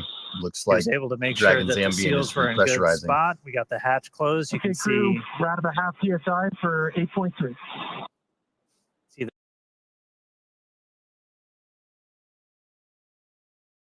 Okay, All as right. I was just saying a second go ahead, ago, AJ. Dragon's residual pressure is going back up, indicating a good seal on the hatch. Unfortunately, because they're out in the middle of the Pacific, we didn't really get good pictures of it, but they should be coming into a ground tracking station here in the next 5 to 10 minutes. Yep, and it seems like they had been flowing O2, the oxygen, through the capsule through the entire time. So as soon as they got that seal confirmation, that's why the oxygen numbers started going up right away. EV1's closed. ED2 closed. Forward closed. 14 closed. Copy that. And we're through 1 for 8.3. Yep. Just read through some chat here as we continue to listen in. The 2 spacewalks have been completed. There were supposed to be 2 spacewalks. That's what they did. 2 of the crew members stayed inside of the capsule, did not stick their head out, and 2 of the crew members did an EVA. Technically is an EVA. You saw there they were in some points free floating from the vehicle, just their ankles inside the hatch. Didn't crawl around the outside of the hatch. Dragon isn't really built for that. Like the ISS has handles all over. They stayed there within the confines of the mobility enhancement device, the Skywalker handles they had put in, but they actually went a lot further out of the hatch than I thought they were going to be. I thought it was going to be like their shoulders and their heads sticking out, but their feet were barely in. Yeah. I also didn't realize they had those foot restraints there so that they could essentially go hands-free. Yeah. It was amazing to see, especially with the helmet cam view, too. Yeah, I like the helmet cam. And the tunnel cam, like the one camera looking down into the tunnel. I know that the views, the live feeds here have been a little tough. There's a bunch of technical reasons SpaceX is going to have trouble getting the live views down for this mission. I guarantee you they're recording a lot of this. So in the next few days or weeks, I imagine we will see more high-def footage coming from that. But this was live. This was coming down from outer space, whatever, from space. Live so that we could share it here with you. Just over an hour since the EVA began, and they went to relying on the suits for their life support, defining the beginning of the EVA there. But we still have a little ways to go. We still need to get the cabin repressurized, make sure that that seal that they opened up to open that forward hatch to exit the capsule there is resealed and holding pressure as expected. And also the suits. The suits seem like they've been doing fine, but they will eventually be back out of the suits again, comfortable again, when they doff them at the end of all this. Yeah, and they'll be using nitrogen to repressurize. That's one of the other items that they brought up that's relatively new for Dragon, specifically for this. They have a main nitrogen tank as well as a couple of spares, just in case.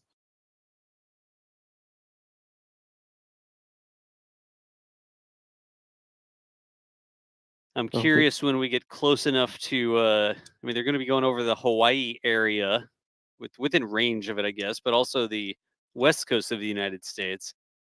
They did say that when they got the video feed back, they'd show it to us again. EV1 copy. Out of 3. Yeah, that movement is tough, and there is a big difference just of moving around when you're in your short sleeves like we're inside the capsule, and when you put on that spacesuit, it's much more challenging to move around with that on. All right. We'll see. I think the hardcore fans are going to stick around to see the inside of the capsule when we get the video back, but I'm curious, how many of y'all here are here for the first time today? It's like the KSP view. Nice. Who's found us for the first time today? Like, how did you end up on the channel here? You know how to get back to us. This is sort of what we do at NSF. We're honestly a bunch of space nerds who like watching stuff like this, and we talk to you about it. I mean, we're a media organization that's been around for 19 years, but at heart, we are space nerds. We don't have a bunch of scripts or official information that we're going to give to you in a boring. No, we're real people experiencing this just as y'all are, and give you a little bit of a different environment to hang out in, right? So if this is your first time here, you know how to get back to us. There's a bunch of people saying it's the first time. Sub to the channel, turn on the notifications. We go live for rocket launches, whether it's something happening out from the Cape, a Starlink going, big missions like crewed launches and stuff like that. We do tons of stuff down at Starbase. We've got a full team of people down at Starbase covering what happens out there with the Starship program, static fire test. We've covered all the launches, all that sort of stuff. So if you liked hanging out with us here this evening, you know how to get back. I don't have to tell you step by step, but we do hope that we see you here again soon because you remember to follow the channel. Yes, a couple of you have been here before. Yes, it seems. Where am I? What is this? What year is it? Long-time listener, first-time caller. Nice. Oh, jeez. But continuing to wait to see if we get these feeds back. They did say they would give us live views again, hopefully shortly. How's everybody doing? EJ, how you feeling, dude? I'm genuinely at a loss for words. I usually don't get like this commentating on stuff like this, but as we push the boundaries here and we see this generation of spaceflight fans as opposed to like the Apollo generation or the shuttle generation, which I mean I am, we push the boundaries more, we're going to see more crazy stuff, and it's very humbling to see something like that. I know to the untrained people, you guys don't know that much about space. It's like, oh, you just poked his head out. What's the big deal? That is an incredibly dangerous thing to do. And generally with space flight, it's already a difficult thing, and you don't need to make it more difficult, but they're doing it here to push the boundaries of exploration. And as we, this new era of space flight as we progress into it further and further, you're going to continue to see more completely bonkers stuff like this. And I mean that in a very endearing way. It cannot be understated, the historical significance here of what we just witnessed. It doesn't look like much, I know, but that is unbelievable that we have a commercial entity conducting EVAs, even if it is just peeking out of the hatch for a second. This is a brand new spacesuit that they're testing. They've never depressurized Dragon in a vacuum like this before. Some huge milestones in technical capability were had here today, which it's very special and very humbling to watch. It really is. And I see it, and you're right, EJ, like people that are like, oh, that's it, what's the deal, don't really grasp. It's not what they're doing. It's not, oh, can you bend your elbow, right? Well, how boring is that? Can you bend your elbow? Yeah, I can bend my elbow. Well, are you in space? Like, are you hurtling above the planet at 18,000 miles per hour? Are you in a vacuum with nothing to breathe? You have like your spacesuit around you? Jared and Sarah, it flew by even quicker. Yeah. So, the small steps that they're taking there, right? The ability to move, the ability to move your arms. How far can you reach? You heard the max reach test, right? Yep. How can you move yourself up and down? The vertical and horizontal mobility test. Those are the baby steps. And they're not out there welding a space station to get together right now, right? They're not out there capturing a satellite with their bare hands, right? But they're taking the steps to learn, to get the experience, and to test the systems, the spacesuits, the capsules, even themselves, so that we can start doing this more. And it's not limited to countries and governments that can do this stuff. Do people not understand how important that is? You got to go and ask a huge entity to do it. It's important that we can do this. So I get it. Like, you're sitting there like, oh yeah, well, they bent their elbow. Congratulations. But that is not what it's about. They were in space and they didn't have a massive country behind them backing it all up. It was a private enterprise getting this done for the first time that it's ever been done. And you want to see a commercial space station? You want the Space Hilton, right? Or whatever your favorite hotel chain is. I don't care. You want the base on the moon. You want commerce and not just governments to move us into space, because that's how we're really going to get there. These are the critical steps that's going to make that happen. Right. And it's worth noting, again, this is the first Polaris mission. There are 3 scheduled. This is just the starting point. The next one, the whole goal is to build off of everything that we just saw here, so that it can be more than just a 15-minute hop out and hop back. We actually get spacewalks. We get external science done. I mean, the fact that we're already getting commercial science missions here, imagine now being able to do that externally as well, outside of the spacecraft, to put an experiment out there, bring an experiment back, so that anyone and everyone finally has access to space to use it as a learning tool, as a science tool, and eventually a human spaceflight tool as we move outward. Is just, that's why that little elbow move is so significant. It really is. Like, you don't go out there and like, I'm going to paint a masterpiece and do a backflip. Like, you got to start. I don't know, like, to put it into, I'm a parent. I have a daughter. To put it into maybe some context that parents would understand, it's like when your kid rolls over for the first time, right? It's like, big deal. They rolled over. Who cares? But if it's your kid and you're a parent, you're like, oh my gosh, they figured that out, right? That's where we are with some of this stuff in space right now, right? And it's, we learned to roll over, we learned to hold our head up, we learned to pick ourselves, we learned to crawl a little bit, we're going to get to walking, and then you start running, and then you end up in the Olympics one day or whatever, right? It really does sort of put it into context. I know that it's just tough for people to get that context and that appreciation of how big of a deal this is. Yep. Am I waxing too poetic here? Like, no, I don't think it can't be understated. It's wild what we just saw. And hopefully it's just the beginning, right? Yep. Mhm. It better be just the beginning. Like, I really hope so. I want to see space That was stations. great. I don't want 1 or 2 space stations. I want like 100 space stations, right? Yep. I want to fly around like I'm in Halo or whatever. Come on, Yep. like, Yeah, we're greedy here at NSF. We want more. we can want do more those rockets, things. please. We could, like, humanity can accomplish those things, but if we sit here and we talk trash about the little steps, like, okay, hey, doesn't seem like you're contributing, but the rest of us are going to try to push this stuff forward, And the ISS is being deorbited in 2030. Once that's gone, No, don't get me started on that. well, but once that's gone, where do we go? How do we continue to advance human spaceflight besides the one Artemis mission a year? Yep. This is how. Ah, yes. Well, we're still waiting. I mean, they're approaching the West Coast there. We do hope that we get that live feed. SpaceX said that we would get it back. They don't have that telemetry right now, or that video right now. But if you're asking about the spacewalks, the 2 spacewalks did occur. You can actually scroll back and see them. I'd imagine there's going to be clips and stuff like that. We're going to get some clips on our own social media.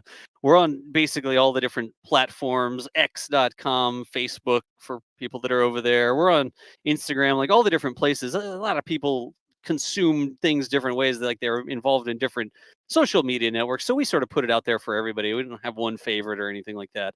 So you'll see that coming up here in the next couple days. We should have a command in chat that we can run if you'd like to follow us on any of those other places. Maybe you're not going to catch the next live stream or anything like that. Hey, speaking of, Cameras should be coming back. Here we go. We see it. that EVA elapsed time is still up there. So it looks like we are back live in the capsule. There's actually the links in chat. If you want to catch up with more of our commentary, or if we do like little time lapses, you only have 60 seconds. You're getting lunch and you're scrolling through a feed or something like that, and you want some rocket goodness. Oh, look, displays. They're scrolling through the feed. They should actually subscribe to the NSF social media accounts there on their touchscreens. You see their oxygen and leak Is that too checks much? on that center screen. Yep. The center screen display is checklists. But Here. on their tablets, who knows? Yeah. All right. Anyways, that is back inside the capsule. That is underneath their seats, by the What is way. that? That is all the Yeah. storage. That's like the back. Huh.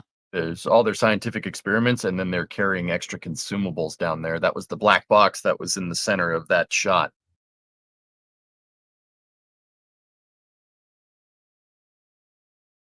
Okay, Dragon internal pressure is 9.2. Yep. PSIA suit pressure 13.8. They're going to repressurize the capsule here, and then they're going to check for a leak check on. They're going to do a leak check to make sure that the hatch did seal correctly, and then when they do that, they should bring the suits down to match pressure inside of the Dragon first in preparation for suit doffing, which means taking the suits off in plain English. Yeah, it's actually pretty easy to remember. You've got donning has the word on in it. Doffing has the word off in it. Thank you. There you go. Oh, hey, over the course of this, y'all, I've seen a ton of support in folks resubbing to the channel and stuff like that come in. Super chats and stuff come in. You know something, we say thanks to folks a lot of the time, but when a huge event like this is going, if we're interviewing somebody that we have like a limited amount of time with, something like this is happening, a historic event, we press pause on that a lot of the times. But please don't think that we don't appreciate you. Ryan Qualley, we saw the super chat comes in. Ryan says, "Hey guys, been watching since the days of flying water towers. Yeah, and I want to say baby. thank you for inspiring me to become an aerospace engineer." Nice. You're actually watching from work right now. So There you you've been go. around for multiple years, and now you're working as an aerospace engineer here in the early morning, hanging out with the old NSF crew. Thank you, Ryan. Hopping back just a little bit, I do want to say thanks to a few people here. Rocketman's daughter, who's joining the membership program, Grebo7, Ty Claire, and did I get the other ones? Rodney Green in the membership program there. Joseph Pistruto? I tried on your name, Joseph. Thank you for gifting 20 Red Team memberships to other folks here on the channel. Celadon Hair Extraordinaire did a super chat and said, passed right over us here in New Zealand, sending them over to the US. Nice. Did you see them? Hair? Like, I don't know to call you Celadon or Hair, which one it is, but let us know in chat if you saw them. I'll see if I see it scroll by. Bruce Bennett says, awesome history making coverage, guys. We appreciate you, Bruce. Thanks for being here with us as well. Cole Logan, thank you. I wonder if the food and drink storage stays pressurized. I imagine they thought that through. I bet you the SpaceX had a plan for making sure that their chip bags didn't pop and there's like Doritos all over the cockpit or whatever. Which they do have Doritos on board I this one, know. actually. That's what, yeah. I opened it up to that. Yes. Let's see here. Onboard video. Oh, really? Is onboard video recording that can be released? Hey, you're going to have to talk with the SpaceX and Polaris Dawn about that. But I bet you it's a pretty safe bet that we'll see more coming out of that capsule in the days to come, and especially once they get home. When you're a Marine, you're ready for anything. I'm Secretary of State Adrian Fontes, and it's my duty to protect Arizona's elections. Chat from Jerwa that packed through here 40 minutes ago when we were in the thick of the EVA there. Jerwa, a name we recognize here on the channel all the time. Thank you so much for the support, the long-term support. But you know something, y'all, you don't have to do super chats. Like, you don't have to visit the merch store and buy a shirt, or you don't have to do any of that. Like, everybody's welcome to hang out over here with us. The folks that are able to contribute and help keep us going, make it so that everybody can hang out and experience things like this. So whichever way it is, like, show up, have some chat, like answer some, ask some questions, send a link to your friends, like on social media, whatever it is, like the little thumbs up here thing on YouTube. It doesn't really matter what you do. Everybody can be here participating. Everybody can be here experiencing these things. And honestly, we really do hope that we give you an enjoyable experience. We're not giving you a PowerPoint presentation. We're not sitting at NASA wearing suits or anything like that. Like, we're nerds just like y'all are. Hopefully it comes through in the fact that we can't stop talking. That's what happens. It's good if we can't stop talking, but you see points in this where we have a loss for words. That's how you know it's real good. Yeah. That's how you know it's amazing, when we're just like, huh, that's awesome. Okay. Oh, I actually don't know if we're ready to show this as well, but speaking of support, part of this whole Polaris Dawn mission was raising funds for St. Jude, and we were helping out with that as well. We worked directly with St. Jude and got a little page set up. If you do exclamation point St. Jude's, mods will do that in chat. I think we're just shy of raising $10,000 for the Children's Hospital there. The Children's Hospital. Again, that was a fundraiser for Polaris Dawn, like a much larger thing than just us. A lot of folks we know, a lot of folks we're friends with, making sure that they get the word out about being able to support the St. Jude cause. But there's the link right there. What's that number at right now? Let me actually click the link myself and see what the number says. By the way, St. Hold Jude, up. for those who don't know, helps fight childhood diseases, especially childhood cancer. And their goal is to make it so that parents and kids don't have to worry about paying for any of the treatment and can just focus on healing. There you go. We are just south. Yeah, there it is. Thank you. I know I didn't like really say that in advance, but we're at $9,685 raised so far. Pretty sure we could get it over 10 on this stream. I wish there was a number like, oh, we're going to get it to 19.5 to match the periapsis of the whatever, I don't know. I don't see any numbers that are easy to reach like that, but hopping over 10,000 in this stream would be quite the feat in providing that support to St. Jude's. And this doesn't come to us. Did you zoom in on it? He zoomed in on it. Nice. This isn't coming to us. This isn't like, oh, we're collecting the money and sending it to them. When you go to this page, look at the URL. It's stjude.org. It goes directly to the hospital. It is a donation. They are a nonprofit. You'll get paperwork and stuff like that from them. So anyways, I wanted to mention that as well, because that is a big thing with the Polaris Dawn mission. Happy that we could help out raise some of the money to fund these children's hospital. It's optional if you want to show your name on the list there or not. That's up to you. You don't have to. You can even keep the amount anonymous if you want to. But everybody who's contributed, thank you so much for the support there as well. Yep. And as they pass over the Great Lakes, they took a slight pause just to confirm the leak checks. Now that those are complete, Dragon repressurization has resumed. Whew. That's quite the event, y'all. That is an understatement. Okay. All right. My critique, right? I offer my honest opinions as well. I hope that we get the footage from the nose cone cam, because EV1, Jared Isaacman, at one point we heard on the audio that he turned around to look at the camera. I don't know if he gave it a thumbs up or anything, but we didn't see that live. I don't know if that wasn't if that was intentional or not, right? But I hope at some point we see the face mask and the astronaut facing the camera there, and we get that off the SD cards. Yeah, the back channel. Chris in the back channel says, oh yeah, the SD cards, or whatever, however they're recording it. Right. That was the one thing I was like, oh, he's at the end. He's going to do it at the end. He's going to turn towards the camera. Right. And then they cut to the other, and then they cut in, and we didn't get to see that. Oy. That's like my one thing. I want to see that footage of the astronaut turned around looking at the camera. How about you, EJ? Oh yeah, there's no denying that we'd want to see something like that. But I mean, it's important to understand. We missed some of the visuals from this mission because Dragon. As Dan just said, this. I don't want to say the right word isn't saying that Dragon is. What's up?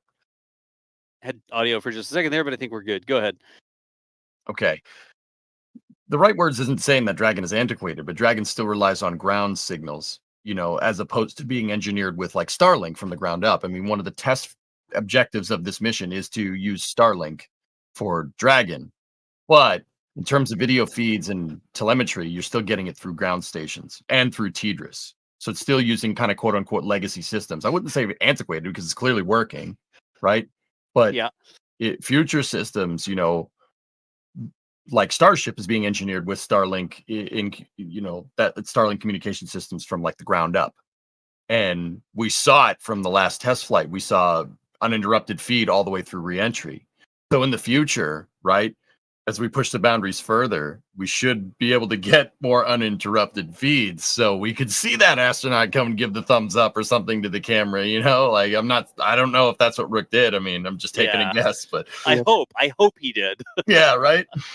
And also they will actually, you mentioned they basically have a Starlink router of their own on board. The Blazer. And, yes, they have a special connection going out the trunk called the Plazer, which is plug-in laser. So basically they plug it in and it does laser comms. They are expected to do a special demonstration with it tomorrow, or flight day 4. And I've been told that there is a special announcement going along with it. I don't actually know what it is. It's not like I'm teasing it because I know it, but yeah, we'll have to tune in. Yep. And of course, we'll share it on our socials too if we see it. I saw some folks in chat, other views or visuals they wanted to see the helmet cam looking towards Earth. Like, I would love to see how the helmet cam looked back at Earth.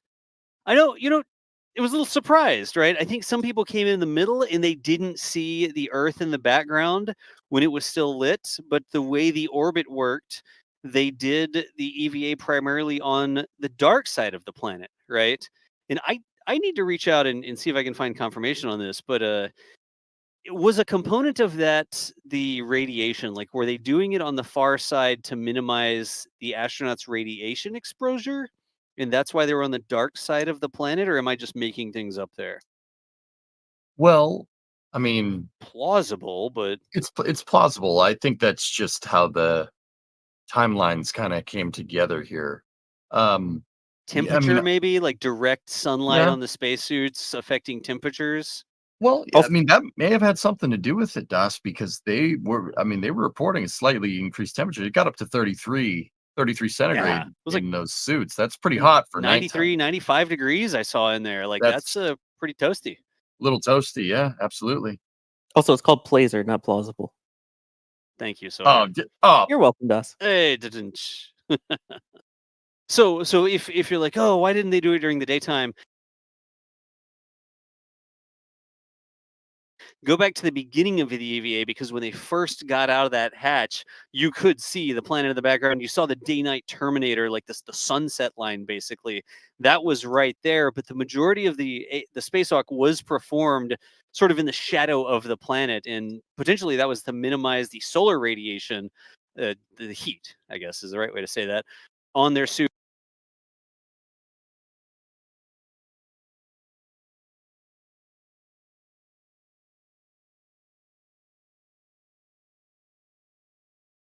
On the capsule, etc. We asked that question. Like, you hear about, oh, when the sun hits the outside of the spacecraft, it's this hot, and then in the shade, it's this cold, and yada yada yada. Maybe they were sort of mitigating or minimizing that effect on the handles that they were touching and that sort of stuff. But again, it's the first step, right? This is the first of many missions. Polaris has more in the hopper that they're planning to do, but there hopefully will be other commercial missions going. Don't we have that? It's not an EVA mission, the polar mission, the Fram 2. Is that what that is? Yep. Is it Fram or From? SpaceX said From 2 on their cast the other day. I was saying Fram like the oil filter. Like the oil filter. You can see where you came from. Yep. Is this a type of cheese, or do you get this from AutoZone? I don't know which one it is. Yep.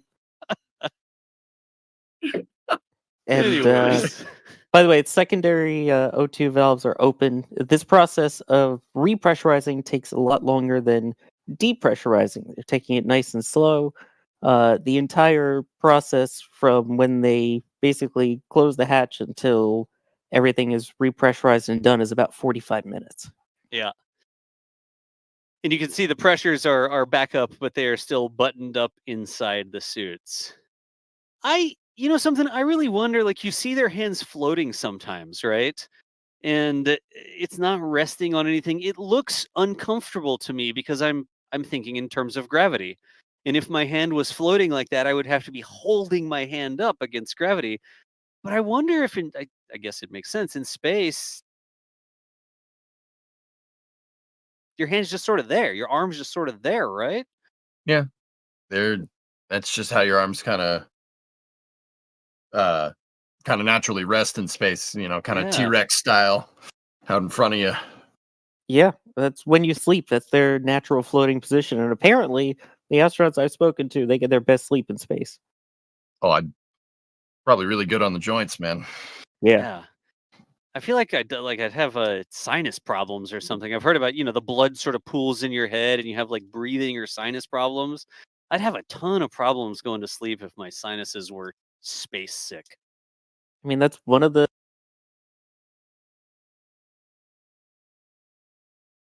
things they're doing research on this particular flight as well. Yeah. Is head pressures as well as how that affects the eyes too. Oh, that was the smart contacts, huh? That's one of a couple of eye experiments, yes. Man, I can't put a dumb contact in my eye, much less a smart contact. that time of the evening here, I think, or the morning. It's almost 8 a.m. Eastern time, y'all. Yep. Oh, wow. Maybe the position of the arms is based on the suit movement capabilities. Those are things that they're testing. I mean, these are privately designed spacesuits by SpaceX, and they had some improvements over their normal flight suits.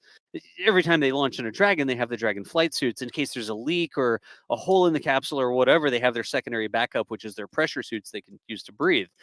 These are like enhanced versions of that with a lot of improvements on it, but some of the improvements are the mobility improvements, the heavily gusseted elbows, the rotator cuffs in the armpits, I guess the shoulders and arms, right? You see how it's almost a tunic? Like right here, you see how it's a shirt, like a top part and then a pant part. There's a seal in there, but there's also a rotation sort of thing, so you can sort of move your torso around a little bit. And you see how it's not just one piece of fabric going all the way down, but that top, I'm going to say tunic. I don't know if that's the right term. Of course, it goes pixelated as soon as I point that out, but that's another mobility sort of thing, right? And then you pressurize the suits, and you have a pressure differential, 17.4 psi in the suit, 12.8 in the Dragon. And then how does that affect your ability to move? Maybe that's just like a resting position. If you just let the suit go, that's the position it would sort of take. Also worth noting, first off, they're still using those touch screens with their hands up there. And second, only EV1 and EV2, Sarah and Jared, have their arms up like that. If you look at Kid and Anna, their arms are down. I think Kid and Rook are resting their arms on the console, and Sarah and Anna are more in the just kind of the free float resting position. Is that the seating right now, like the two in the middle versus the two on the outside? Yeah. Again, you've got they're tapping EV1 on and the EV2 screens. in the middle, and support 1, support 2 on the outside. So yeah, then I flipped it around a little bit there, but yeah, you get the idea. The two center seats are resting on the center console, and the two outer seats are just kind of in a free float rest position. Yeah. And yeah, Mav 2K, 2 people stepped out, floated out. Really, you didn't need to really step.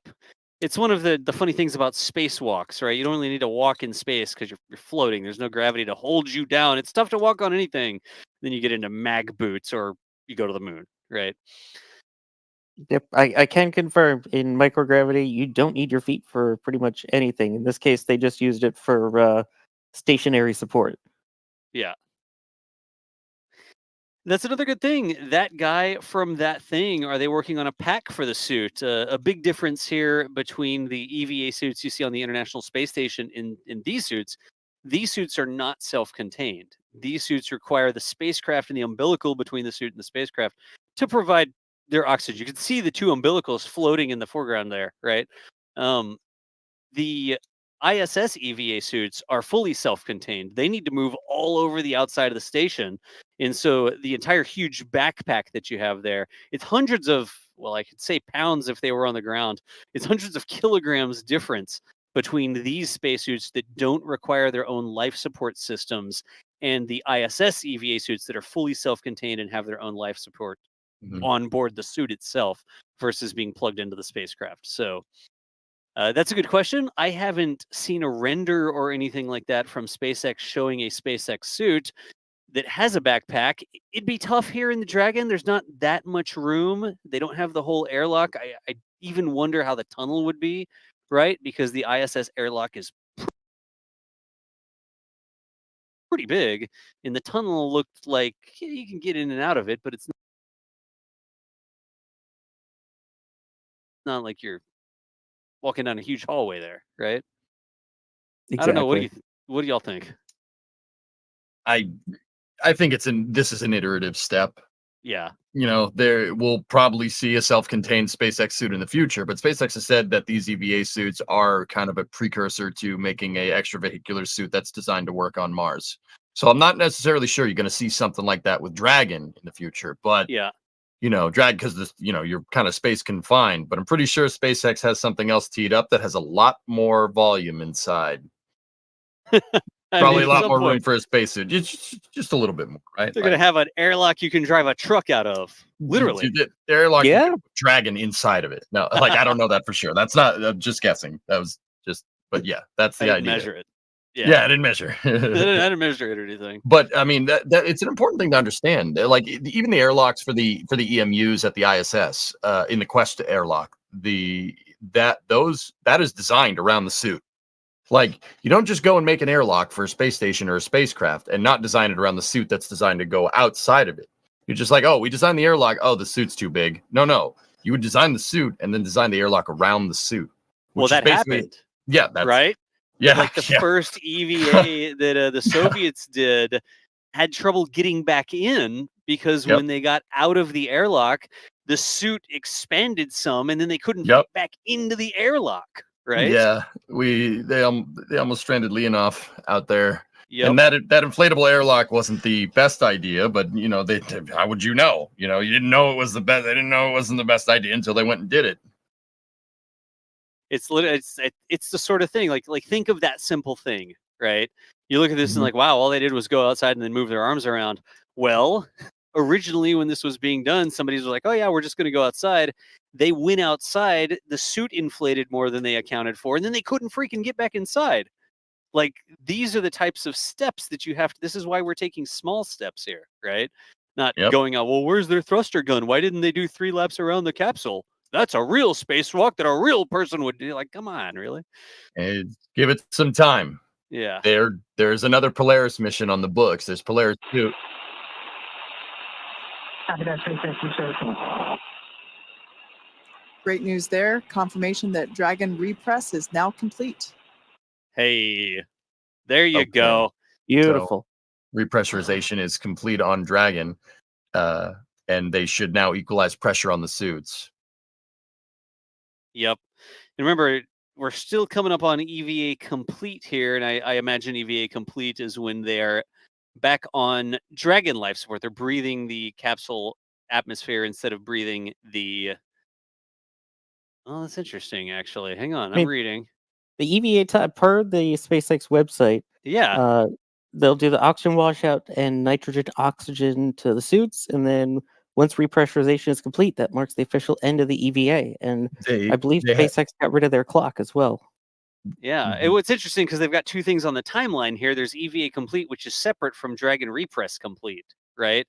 But on the timeline on their website, repressurization complete marks the EVA end. So the 2 things don't agree with SpaceX's stuff here. But whatever. They did already do the nitrogen replacement. They did the nitrox replacement. They switched to nitrox a little while back. But yeah, the ending of the EVA is, I don't know, like technically, like when you open, when the capsule repress, maybe that's what they defined as the end. I mean, it's very clear that everybody has kind of their own standards. NASA has their own thing. SpaceX has their own thing. Like SpaceX calls the capsule communicator a core, right? Yeah. Crew operations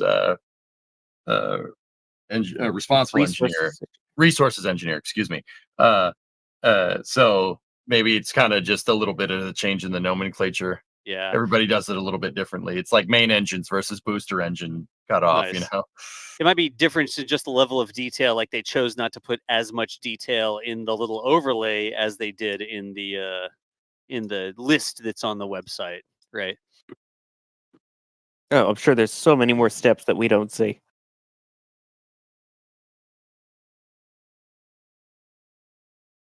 All right. How long have we been going here? There's still About 3 hours. 27,000 people hanging out with us. Hopefully we'll get the official word that everything's closed, and maybe we'll get to hear from them, from the crew.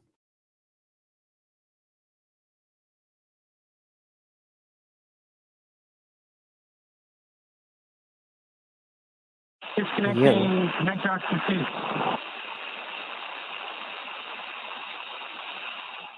And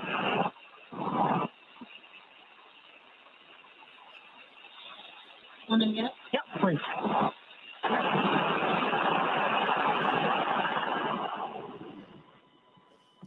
right, check secondary O2 valves closed. EV1's closed. TV2 closed. Port 1 closed. Port 2 closed. All right. You're going to manually vent down.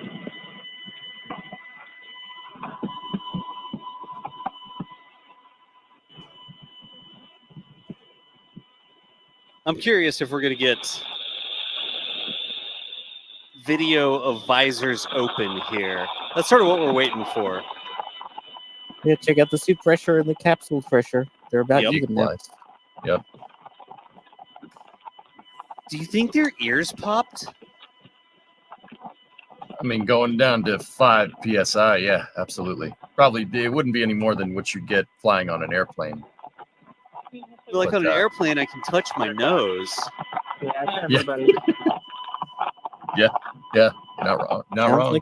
Sounds like they're all on nitrox. Yeah. We got a whoo.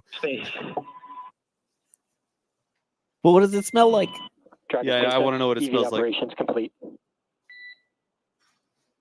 There we go. EVA ops complete. We show the same. Nice job for everyone and everyone at SpaceX who made it possible. All right. Section 9. Turn all seats, push to talk to manual. Armed. Execute. Space.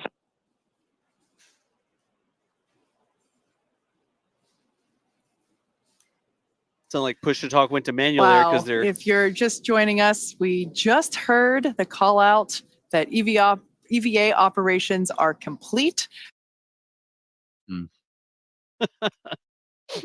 The push to talk. You heard the push to talk to manual call or whatever there, and then their commentary got cut off. It sounded like.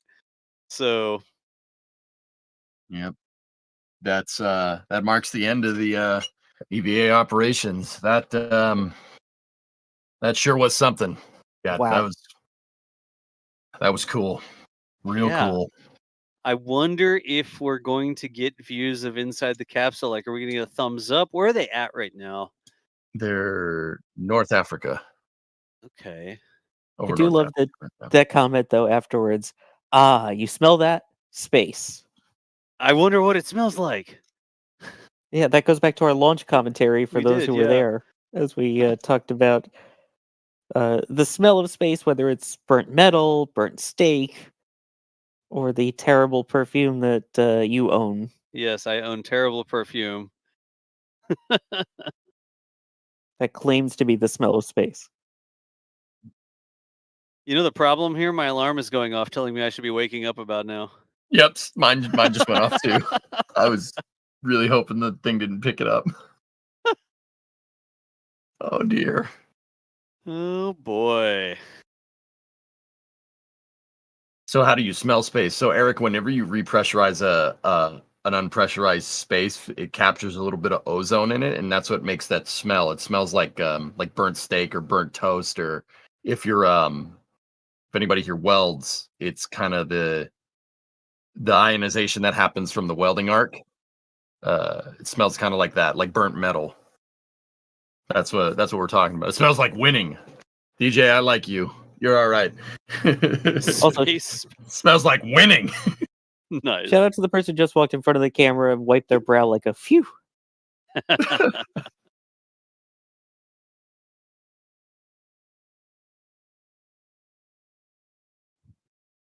They are going to land. I'm actually just reading chat, answering a couple questions here. Not today. They still have 2 days left in the flight before splashdown. It's supposed to be a 5-day mission. But they are going to bring the capsule back home, just not right now. See the handshakes all around there, starting in the front row. Yeah. The walks were just over 15 minutes each. Yeah. Total. I lost track of It time. seemed like. It Total? seemed like they were about 7.5 to 8 minutes each. Really? That went by fast then, because it was an hour for the whole time, but you just got to imagine that the time just flies, you know? Oh yeah, I mean that was That was quick. It felt quick, at least, even from here. Yeah. Do we know if there's a spacewalk scheduled on Polaris 2? They The have. details. Go ahead, Sawyer. No, go ahead. I was just going to say, I don't think they've officially said. Yeah, the details of Polaris 2 aren't really well known. We do know that the third Polaris mission is a crewed Starship flight, which is okay. So we know some details for 3. We know more. I technically could say we know more about 3 than 2 at this point, right? Like, but yeah, the details are kind of, Apparently, when he was on NSF Live, Jared did say that we'll be doing a spacewalk on Polaris too. Like there you go. The context was Hubble. Like we were talking about repairing Hubble, and I think the sort of information was they wanted to do one no matter what, whether they were repairing Hubble or not, right? So the walks were quick, but they were so important. Hey, I agree with that. I can get behind that, Rod. Yeah, that's perfectly said. Yeah, per Jonathan McDowell, Jared Isaacman was out for 7 minutes and 56 seconds. There you go. Sarah Gillis was out for 7 minutes and 15 seconds. Ah, geez, she got shortchanged a little bit. Yeah, the second she came out, it sounded like she almost got behind on the tasks, even though it was just the speed of everything. Yeah. All right. Hey, it looks like we've gone over $10,000 handily on the St. Jude fundraiser. It says $10,820. So, folks, appreciate you supporting not only what we do, but supporting the fundraiser there for St. Jude. Folks that are able to contribute, it is drastically appreciated, whether it's $5 or $100, right? Every little bit adds up. And the same thing with us, like everything that y'all do to support what we do, it all adds up. Just showing up in chat, clicking the little thumbs up thing, like all the different things really do help us keep showing up so that we can provide, let's say, experiences like this with you. But Jared, on the screen, you can see over $10,000, almost $11,000 for St. Jude. List of folks, 257 different people chipping in all the way up there. $600 from Devin. Jerwa's in there as well. Bideford's in there. Charles Hume, like all the different names on the list. Thank you so much for the support. Again, Polaris Dawn raising funds for St. Jude's Children's Hospital. There you go. Well, folks, I think we're coming up on the end of our coverage here. It looks like EVA operations, EVA activities have concluded. Not sure. I don't think we're going to get it.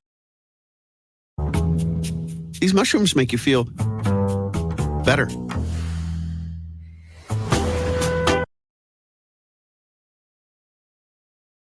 And stuff like that for us. But hope you all had a good time this evening. You know how to get back to the channel if you'd like to find us again.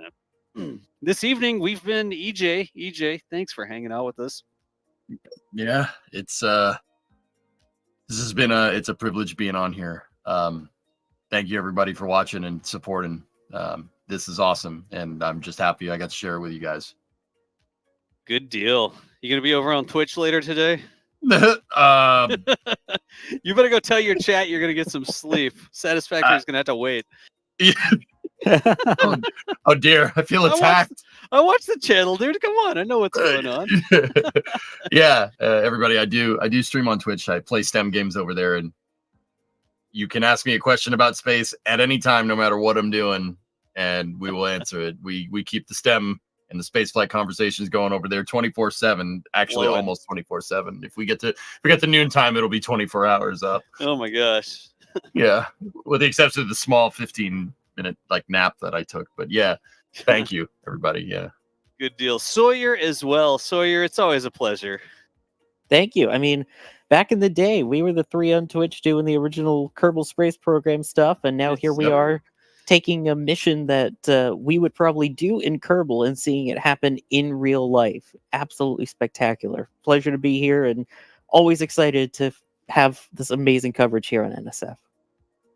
All right. In the background, we've had our fantastic team on the production side. Kevin Michael Reed pushing the buttons for us this evening.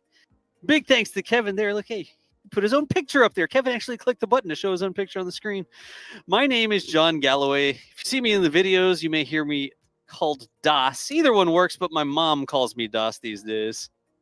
Appreciate y'all hanging out with us. What an event to watch. Steps further into space, actually technically further into space than we've been, and the private industry stepping up and accomplishing that first commercial spacewalk. It's only going to go up from here, probably quite figuratively and literally. But for now, that's going to be the end of our show. Thank y'all so much for hanging out with us. Hope you had a good time, and we will see you nerds later. And here we go.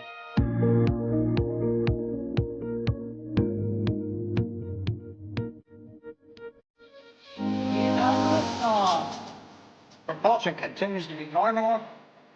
The chamber pressure looks good.